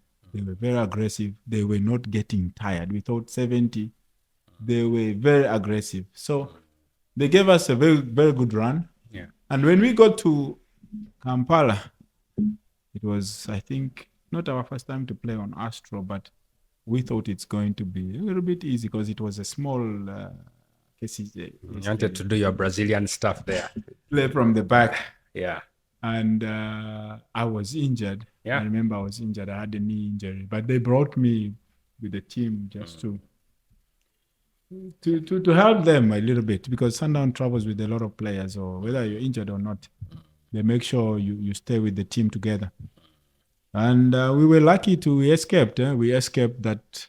And just after winning it, we were going to be knocked out by KCCA. But Allan Okello gave us a very tough time. We actually wanted to sign him. Sundown wanted to sign him, but I don't know what happened. He was a very good young. Even now, they still talk about him. Where is that little left footer? Because Kwampo Kekana was the captain. Found it difficult to deal with Allan in the midfield. And he was a kid at that time. He was just 18, 17. He was just playing football for fun. Yeah. But very dangerous. And they wanted to sign him. And, eventually he went to Algeria. And but his career is now back on at Yanga. Yes. Hopefully, Yanga and Sundowns will meet soon in the Champions League. We need to finish with the club and come to Cranes and wind it up. But before that, after the tough start, you win. I mean, you when you started, you didn't stop. When you started in goal and the club started winning, you didn't stop. You go on to win 6 championships. Sorry, not 6. I mean 9 actually. 9 with Sundowns in a row. Yes. 9 championships in a row. League titles. And then, of course, towards the end, you're not growing younger. Ronwen Williams comes. He's now the captain in South Africa. You were watching the World Cup now, you're seeing at least he did. It could have been worse against Mexico. So he comes in, and this time round, it's your turn to welcome someone new and also relinquish power. Relinquish power. Yeah. How tough was that transition? It was not the easiest of situations, because I was the number one at the club for quite some time, but also I was starting to go out of shape. Yeah, and the team must have continuity, because the club has its own targets, and they saw that Denis is not getting younger, and we need someone to come in. But the person who's coming in must be either the same level with Denis or better. Higher, yeah. And Ronwen was buzzing at SuperSport United. He had won a lot of cups. He was the captain by then also at SuperSport. He was not yet the Bafana captain, but he was in the setup for Bafana. And when they looked around, of course, the club had looked around for a keeper for a very long time. They brought one keeper from Ghana. He was called Razak Brahim. They brought one from Belgium, but they all couldn't kick me off the team. And eventually, Ronwen came. It was not the easiest of times for me, because now I knew maybe my time is limited at the club. After all that, but I didn't take it in a bad way, because I knew that the club must move on. There must be transition, because I took over from Kennedy, who was also a number one, and the way Kennedy took it in is the way I should take it, because I don't own the club. We are all here for the same goal. So when Ronwen came in, we told him, look, all you need to do is give your best. Whoever plays, as long as the club gets the results, we don't care who plays. But we will push you. As much as you push us, we will push you to become better. And we had a slogan that iron sharpens iron. And if he's good, we are as well good. So he took over the number one jersey, and he made it easy. He's got exceptional distribution. I can't do that. I can't. All I can do is try and get to his level, but the club saw a different direction that they want to take. And when given the opportunity to play, you play. You try to do what the club requires you to do, but he did well. I mean, I'm very proud that I've worked with Ronwen, because from seeing him as a youngster at SuperSport, he came to Sundown and became a top goalkeeper. He was nominated for Ballon d'Or. That says a lot. And I know he's the one in charge of that, but he didn't do it alone. It's the iron sharpens iron story, where we had to push him to become better. He did it with Bafana. So also the Bafana goalkeepers by then helped him, but also at the club, because he did a fantastic job with Sundown, and now he's Bafana goalkeeper and the number one. So it was not easy, but eventually I had to accept and understand that every club must have its number one goalkeeper. You can't have two number ones. Yeah. You must have a number one, and then there's a number two, then there's those ones who also the number three, or when given the opportunity, they play. But very good relationship with Ronwen, very good human being. And he's doing his job. I mean, he's helped the team to win the Champions League. We won the AFL, the leagues. We haven't won so much cups, but he's doing his part, and he's part of the senior team and captains of the club. And of course, the most recent one, this I just have to congratulate you. 2 stars, Champions League twice. It's only you and who else? Themba Zwane. Yes. Who have 2 stars with the club, of course. With the same You and Sundowns have 2 stars. Before you leave Sundowns, there's this match. If we didn't talk about it briefly, at least, we wouldn't have done it justice. Sundowns versus Cape Town, Cape Town City. I don't know whether it was Telkom or Nedbank final. The one of the penalty shootouts, where Denis Onyango, this man here, in a final, saved all 5 penalty kicks. Have you ever seen it anywhere in the country? In the world? 5 penalties. And I think I don't know what happened. There was some communication from one of your teams, like the goalkeeping. There's something they read when you were, you can remind me, there's some note they shared with you. And somehow, you'd have said Dr. Onyango is guessing, but you saved penalties at both ends. Left, right. Yeah. What kind, did you even think about that? What kind of prep did you do for that? It was Nedbank. I think Nedbank Cup. One of those cup finals. I think Nedbank Cup. Because Telkom was Chiefs. Nedbank, yes. It was at the end of the season during COVID times. It was madness. That day. Confidence also, the belief from your teammates, because before the game, of course, or before the penalties, you get information. He goes to the left, he goes to the right, because football has changed. It's not like before where you don't have information on your opposition or your opponent. Yeah. So we knew where they kick. Of course, it's his choice to choose where he wants to kick the ball. But the technical team, goalkeeping department, Kennedy, because he was my vice, they helped me as well to know where the opposition is gonna kick. But I had to have composure, confidence, also to be patient, and also believe in my teammates, because if they're giving me false information, then we are all going down.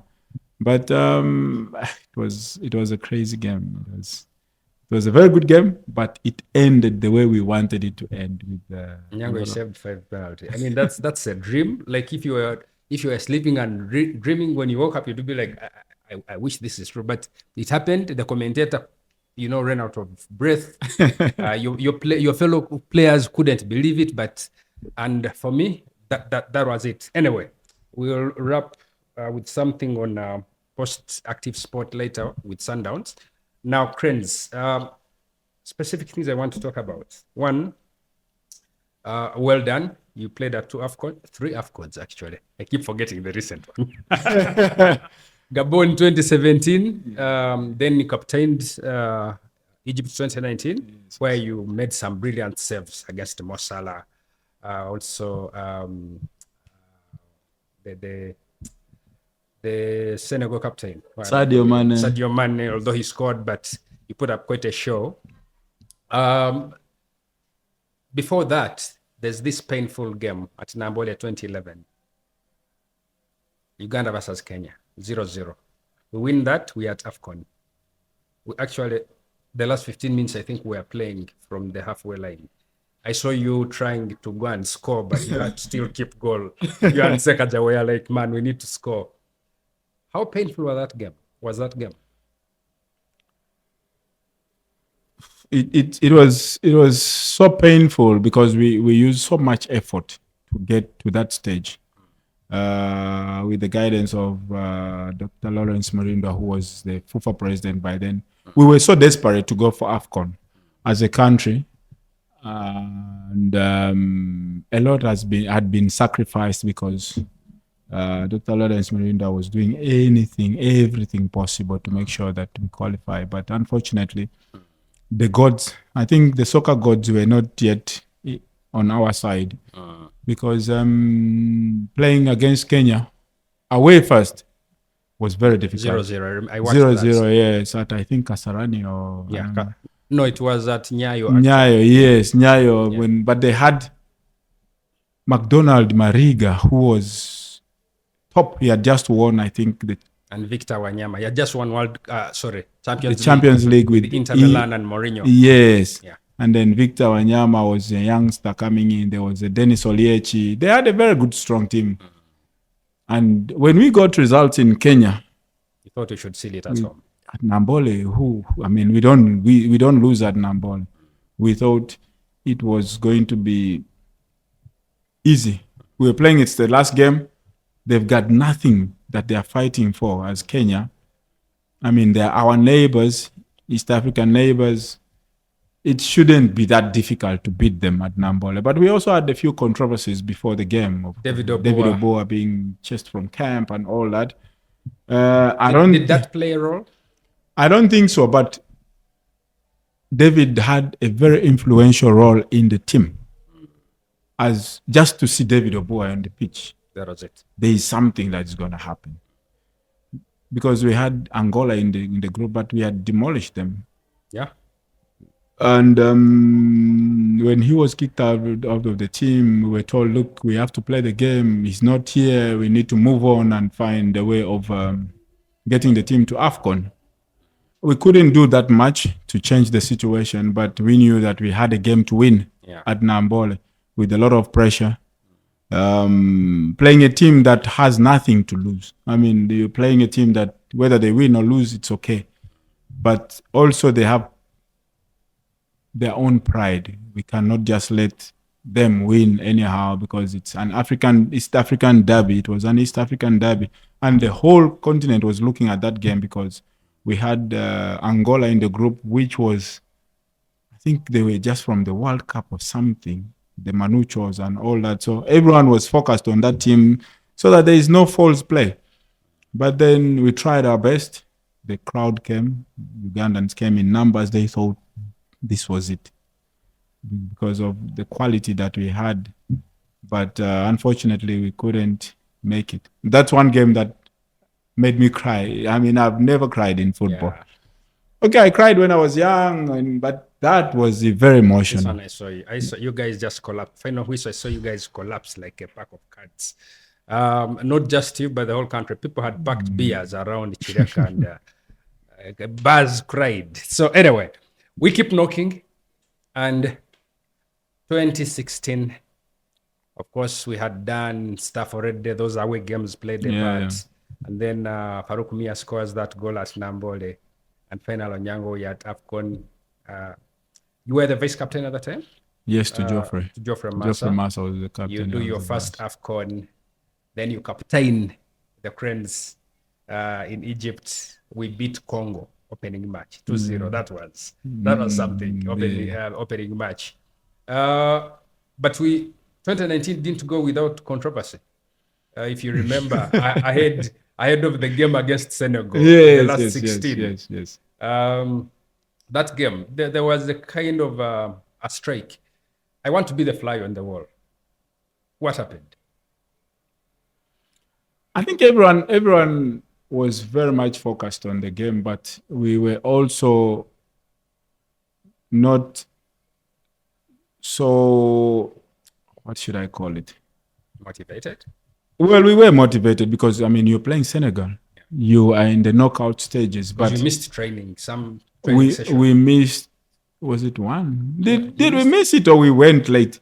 You tell me because all we know is you canceled the training session. Then later in the evening, perhaps you went, but you threatened like not to train, and then calls were made. Yeah, I think there was a misunderstanding, because you see, when you signing some of the documents, we need to be very careful as footballers or as administrators of the national team or clubs to really explain issues of money to players without mixing a lot of English, because footballers with so much English, sometimes we don't look into those things. We just want, I saw 6,000, I saw 5,000, where's the 5,000, where's the 6,000? So when you start explaining to him logistics of this, that, so we get lost.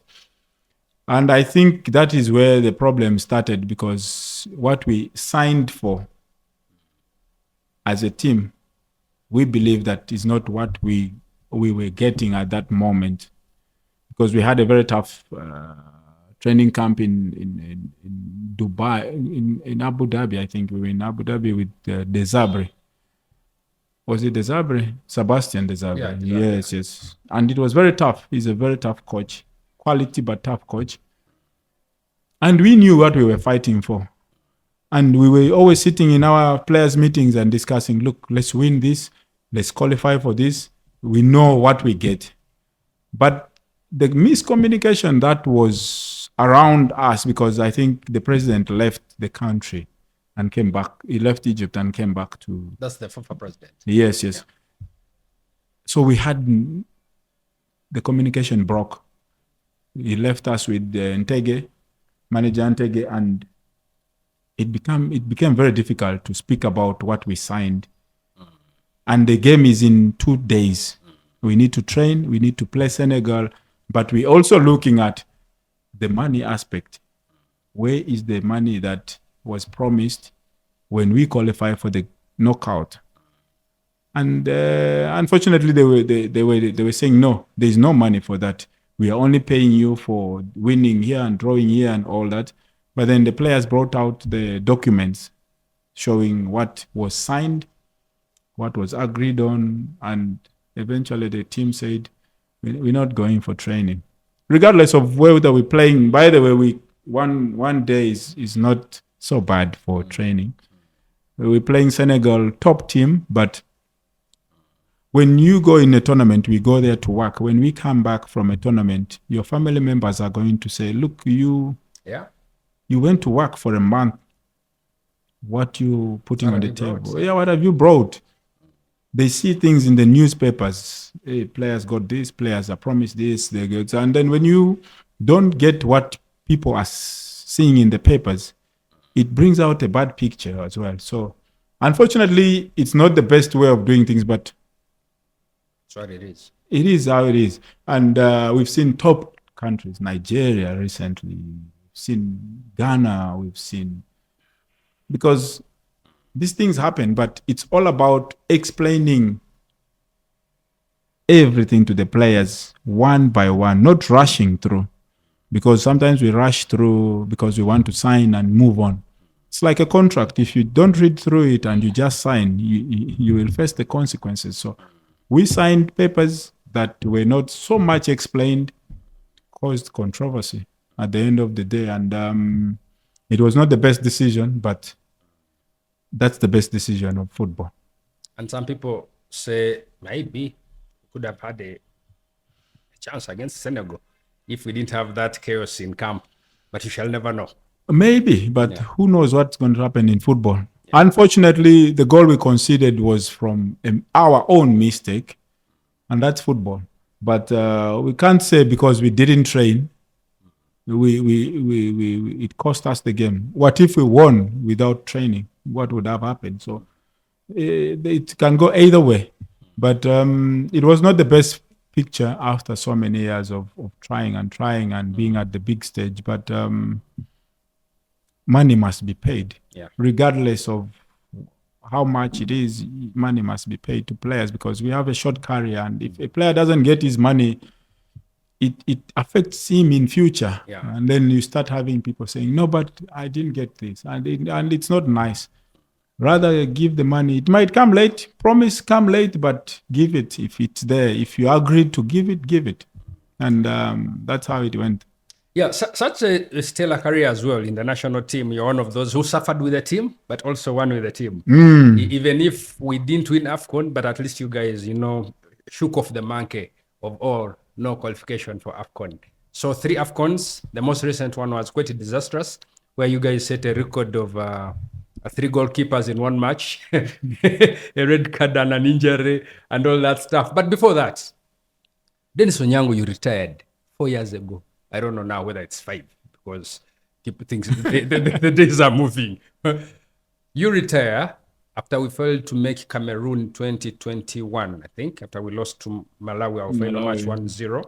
After that, you take some time, then finally you retire. 4 years later, we have Chan here. Stories are told of how the president interviewed. Or was it Tenga? Was it? I don't remember the goalkeeper he interviewed. Gosh, why am I forgetting? How can I forget this? The Chan goalkeeper at State House, who ran out of gold. I've had a long day. We'll get it as we go on. Mutakuwa. Yes. Mutakuwa. And he says, where are you going and all? But of course, they see the whole comedy of the goalkeeping. A story is told that the head of state asked, but where is this man here? I hear he retired. What? What do you mean he retired? But the story is he's also playing for South Africa. In South Africa, but yeah, for South Africa. Yeah. What's the problem? So you have your story. I also have a story. My story is that you got a phone call from State House saying, we want you to come and play for the country as we were preparing for AFCON 2025, which was played this year in Morocco.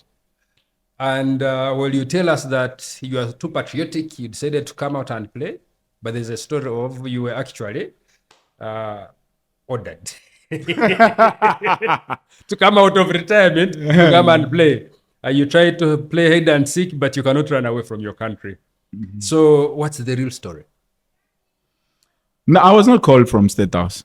Okay. And I don't lie. Otherwise, when I lie, I'm going to forget my story. I don't lie.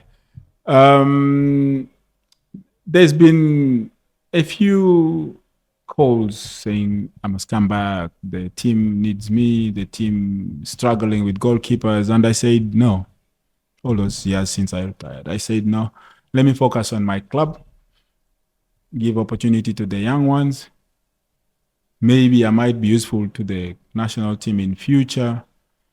But I saw there's talent by Watenga. There's Jamal, who also took the number 1 jersey at one point. When I retired, he was the number 1 jersey.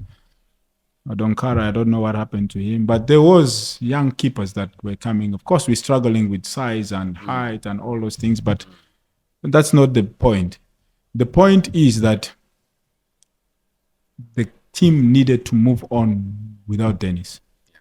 And I made the decision that I must move away from the team, become a supporter, because I used to even to come and watch Uganda Cranes play at You're even Nambola. part of the Chan team, goalkeeping for some spells. That's a different story. But when they came to play South Africa in AFCON qualifiers last year, I went to support as a supporter. I visit, say hello to the boys and Watenga and all those things. But then there was that call that said to me, we have a crisis. We have a little crisis where Watenga got injured.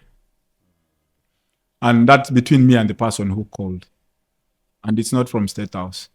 Because just a moment. The call may not have come straight from State House, but there's a call from State House that went to FUFA. They're like, we need this man in. So the call from FUFA was from the FUFA president. I don't know whether they called from State House, because I didn't get a call from State House. There's a call that came through and said, come try and push the team. We need you. We have a crisis. Watenga is injured. We didn't have Jamal by then, but now probably they needed to bring him back. But the Jamal decision was not even part of my discussion or call, because eventually I saw the team out and it's Jamal. I was like, perfect, because I know him. We've been together for a long time, since Gabon.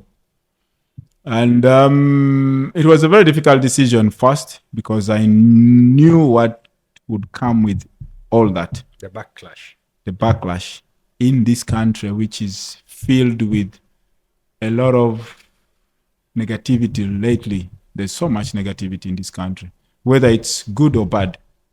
One would see it as a bad thing, one would see it as a good thing, but I had to look at the decisions, how it affects me, my family, the club, because I have a club to protect, and my reputation.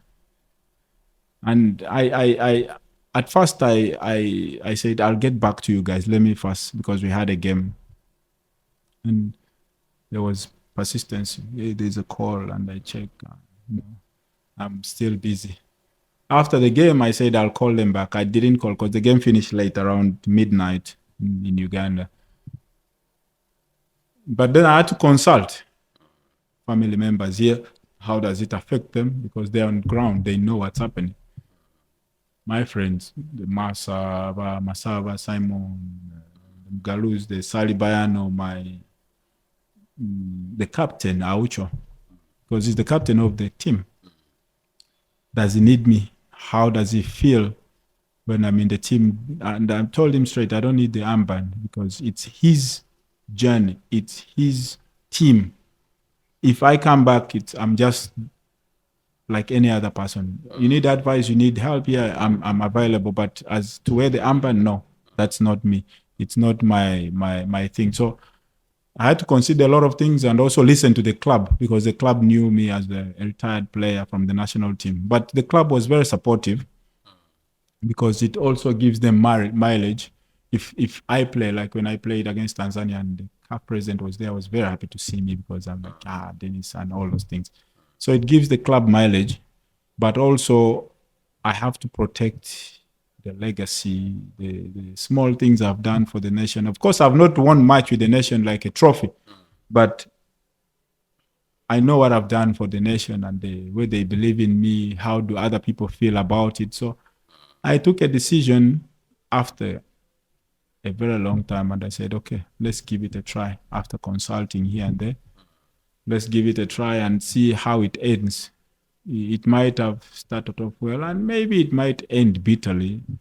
I know it didn't go well at AFCON, but I believe that the guys enjoyed my presence in the team. And the guys who play in Europe were very supportive, and Aucho, and of course Jamal and the goalkeeper coach and the team. Paul Put was very, very supportive. He says, it's your decision whether you want to start the game or you don't want to start the game. We will decide on that, but you give us how you feel. And we moved on. First game at Nambole, it was very difficult for me, because we were playing, was it Somalia? I don't know. No, Mozambique. And everyone thought, Denis is going to start, because Jamal. Or the one we won 4-0. Yeah. And I told the coach, look, if we are building on to the next keepers to take over the national team, let's trust the ones we have now. Give Jamal the chance and let him bring back his confidence with the national team. And he did well. He did absolutely well. And he played Somalia. And unfortunately, even AFCON, he played the first game and things didn't go well. But I took a decision that, okay, let me go and see, because Messi has done it before. Who else has come back from the national team? I saw Manuel Neuer is back. And he came back older than me, probably at his 40 also. But people have done it before. Maybe I'm the first Ugandan. Maybe there will be another one. But they must always be that first person to do it. And fortunately, it was me. Are you in a position right now to say whether you are still continuing as the national team goalkeeper? I'm still an active player. You're a footballer. I'm a footballer, and I'm still having a contract with Sundowns. So that is also something else. Whether Paul Put still needs me, but I see Watenga is back on his feet. We pray and hope he gets stronger and we get more. I saw Lukwago doing well in the league. I saw Annington, Sewaba Lunyo doing well. So for me, it's not about playing. It's about the nation going forward and doing well. That's the most important thing. Whether I play or I don't play, it's like at Sundown. If I don't play or if I play, as long as the team wins, that's what makes me happy. Maybe on the Cranes, AFCON 2027, hosting it in East Africa. How much of that is monumental? What does that mean to you and the country? Well, it's massive actually. People might downplay it, and you see, there is no hype about it. It's quiet, but it's a dream come true for this nation because we've never done it before. We hosted Chan with the same Kenya and Tanzania, but you could see how things changed. The stadium was renovated, and there was new improvements, training facilities. There's a new pitch here and there. So for me, I see it as a step forward in developing sports in Uganda, not only football, but sports, because the rugby guys, I watched rugby in Ambole at one stage. The athletes get new turfs to run on. We've got incredible athletes who bring medals. Gold medals. The netball teams also getting, so it benefits everyone, and in the business aspect, the country will benefit a lot because we'll be selling beverages, hotels, maybe the Airbnbs, and people enjoying Ugandan food. Because for me, it's one of the best food I've eaten. I've been everywhere on the continent. That's true. I've been everywhere. Yeah. You cannot compare any food to Ugandan food. So 100%, I agree. The country will benefit in everything. Build new roads. Okay, maybe renovate new roads or whatever they want to do. We've got a new stadium in Hoima. I was driving that side a couple of days back. I see the roads are being constructed. There's a Kibwa stadium. So we will benefit a lot of things. The tourism will also grow. So I'm very much excited, and I hope the team does well in a way that Ugandans keep supporting local football, because it starts with local football to go to the national team. And I believe that this season, the Uganda Premier League will be much more stronger, because every player will be looking at playing at AFCON. Yeah. At home, it's massive playing at home. And I'm just excited. I can't wait. Before we leave Cranes, lastly on the Cranes, Fred Kajoba, arguably one of your best friends in that department. You had quite a relationship. And I liked how passionate he was. He would tell you, I don't know, Bamuwangura, Simanyi Nayenze, what I know we are not conceding. And then he passed on just briefly. Fred Kajoba in your life. A few words. Fred Kajoba. First of all, may his soul rest in peace. And we thank his family's members, from the wife to the kids to the brothers, sisters, and all his family members, for giving us such an incredible person he was. Very honest, God-fearing guy who would tell you straight whether you like it or you don't like it, but he will tell you straight. And he was very honest with the goalkeepers. His department was one of the strongest departments at the national teams, because we were strong together. Whether you are a number one, you're a number two, or you're a number four, everyone would feel loved, would feel important. And that brought brotherhood, the bond, and the luck, because sometimes you needed luck. There's some saves you would make and say, wow, I think I was a little bit lucky. But if your competitor is wishing you well, I mean, the other goalkeeper, you will always do well. And he made sure that everyone is comfortable with what we do, regardless of your age. Whether Dennis dives 100 times, you must also dive 100 times. He didn't choose who dives where and what. Unfortunately, we lost him without him fulfilling his dream, because his dream was to have an academy, a goalkeeping academy, and he had started moving around the country helping different goalkeepers from different clubs, from different regions. But I believe that can be resurrected in a few months or few years, with the help of course, the federation, because they can initiate it and say, look, there's this legacy of Fred Kajoba. We will have keepers in this region and all do that. But that's for them to look at and maybe discuss with the relevant goalkeeping coaches to try and keep his legacy going. But incredible goalkeeper coach. Of course, I also have Coach Fred. I've been coached by two Freds. Fred Kajoba and Fred Lukwago Giringi at Sports Club Villa. So I'm very honored that I've been coached by two Freds, Lukwago and Giringi. Yeah, but very incredible guys. They made me stronger mentally. Of course, talent, everyone has talent, but the mental aspect is the key. And going into every game, he would say, I don't care about what happens up front there, as long as we don't concede, our department must be stable. And I believe that we must keep pushing for his legacy.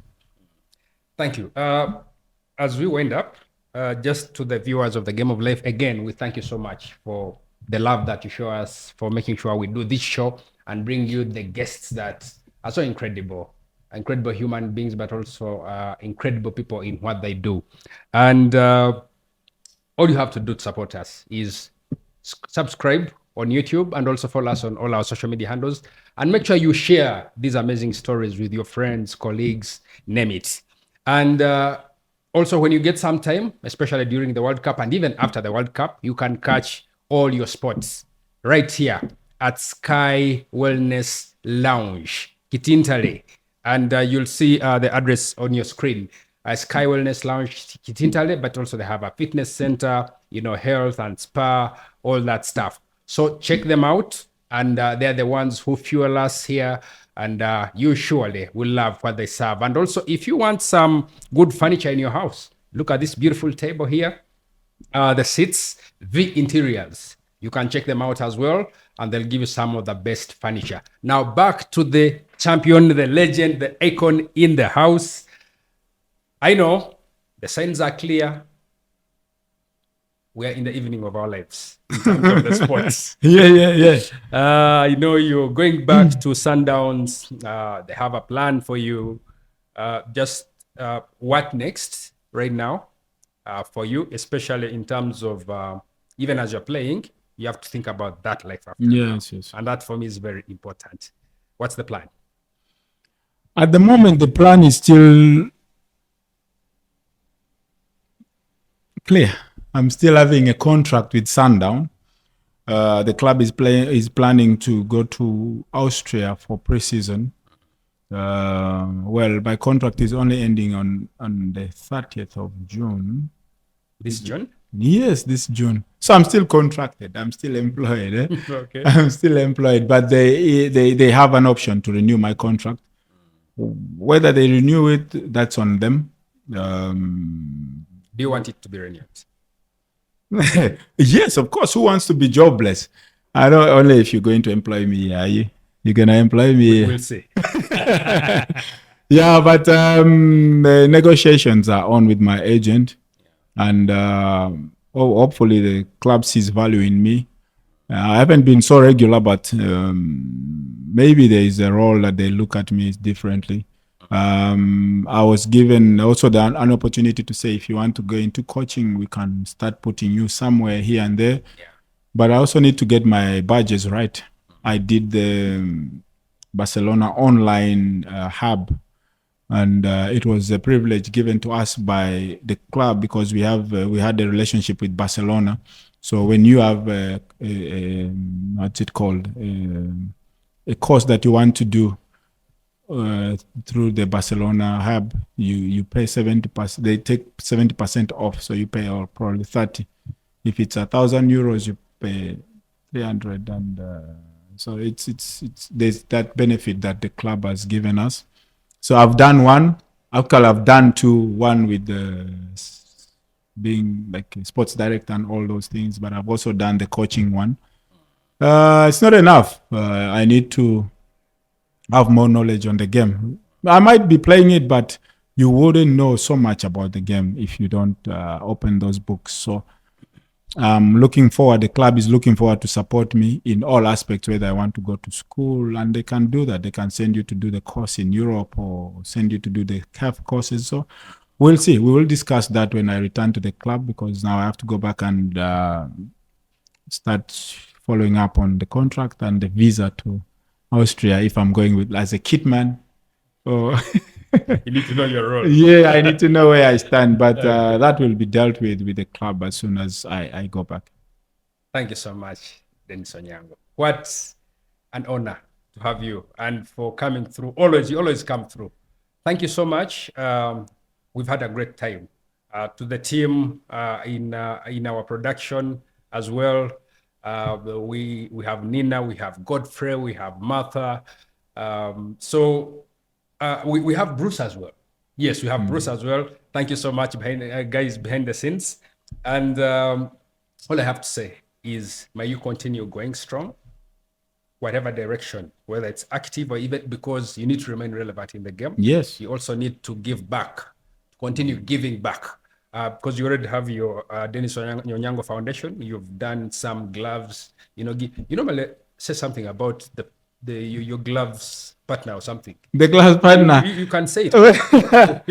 Well, I've been with that brand from, I think, 2015. Yeah.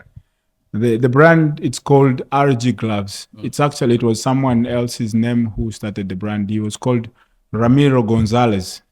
But he was introduced to me by my former Spanish coach.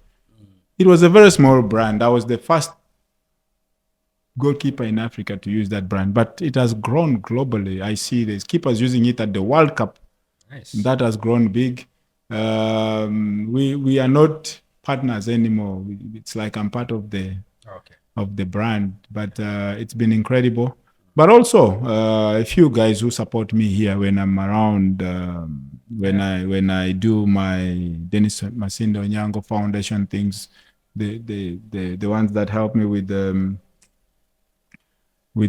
some little money, and I don't take them for granted. I can't say them probably, maybe you give them the opportunity, but there's a betting company that supports me called GSP Uganda that supports me when I need to do something for the community. I've been with them for like 3-4 years, and they've been very, very supportive in giving back to the community. So kudos to them, kudos to Ugandans who have been supporting me in good and bad times, because it's been a rough journey. They've been patient with me. I'm a very difficult person to deal with. Clearly, especially from the first part of your career. I'm a very difficult person to deal with. I can intend to ignore you for like forever, but I see you, but ignore you rather than fighting you. I keep quiet. But whoever supported me on this journey, from Dr. Lawrence Mirindwa to Inginamos, because those are the two presidents. By the way, I was also playing when Obua was the president for a couple of months. So whoever's added a brick on my journey, I salute them and I thank them for everything, because without them, I wouldn't have walked this path without them. And the media, of course, we fight, but they're there. They've put me everywhere. Front page, back page, 4 pages, and it's been incredible. Thank you so much. And the game of life loves you. The game. When am I coming back to talk about? I don't know what. No, we just scratched your story. So whenever we get time, we'll talk to you, because there's a topic that I love most, the post-active, sports. Yeah. That, for me, you need to now be the ambassador, to be that person they look up to. say if Onyango can do this, even after he's done playing, he actually is still impacting. So that's what we need to do. So those are some of the projects we'll talk about. So any words for a young Denis Onyango, if you met him today? There's a young Denis Onyango in South Africa. Yeah. He's called also Onyango. But anyway, for so many young Denis Onyangos out there who want to make it in life, they must always have targets. But most importantly, God-fearing, respect, because if you do not respect anyone, you're not going anywhere. Sports is a game of teammates. If you do not respect your teammates, your elders, you're not going to go far, because no one wins alone. You win as a team. And if they can work hard, if you respect and God-fearing, I mean, if you are fearing God that you've never seen, what will stop you from listening to me who tells you run 10 times and you see me? So they must keep working hard, keep their dreams alive. And who knows, the journey is there to be moved. It's not an easy journey. It's a very difficult journey, but the decisions you make in that journey will take you to the top. Denis Onyango, we have to end it here because we can speak for a full month. Yeah, no, but thank you for playing the game of life, and we just have to continue playing it. Thank you, my man. Thank you very much All for the best. having me. All right. Thanks.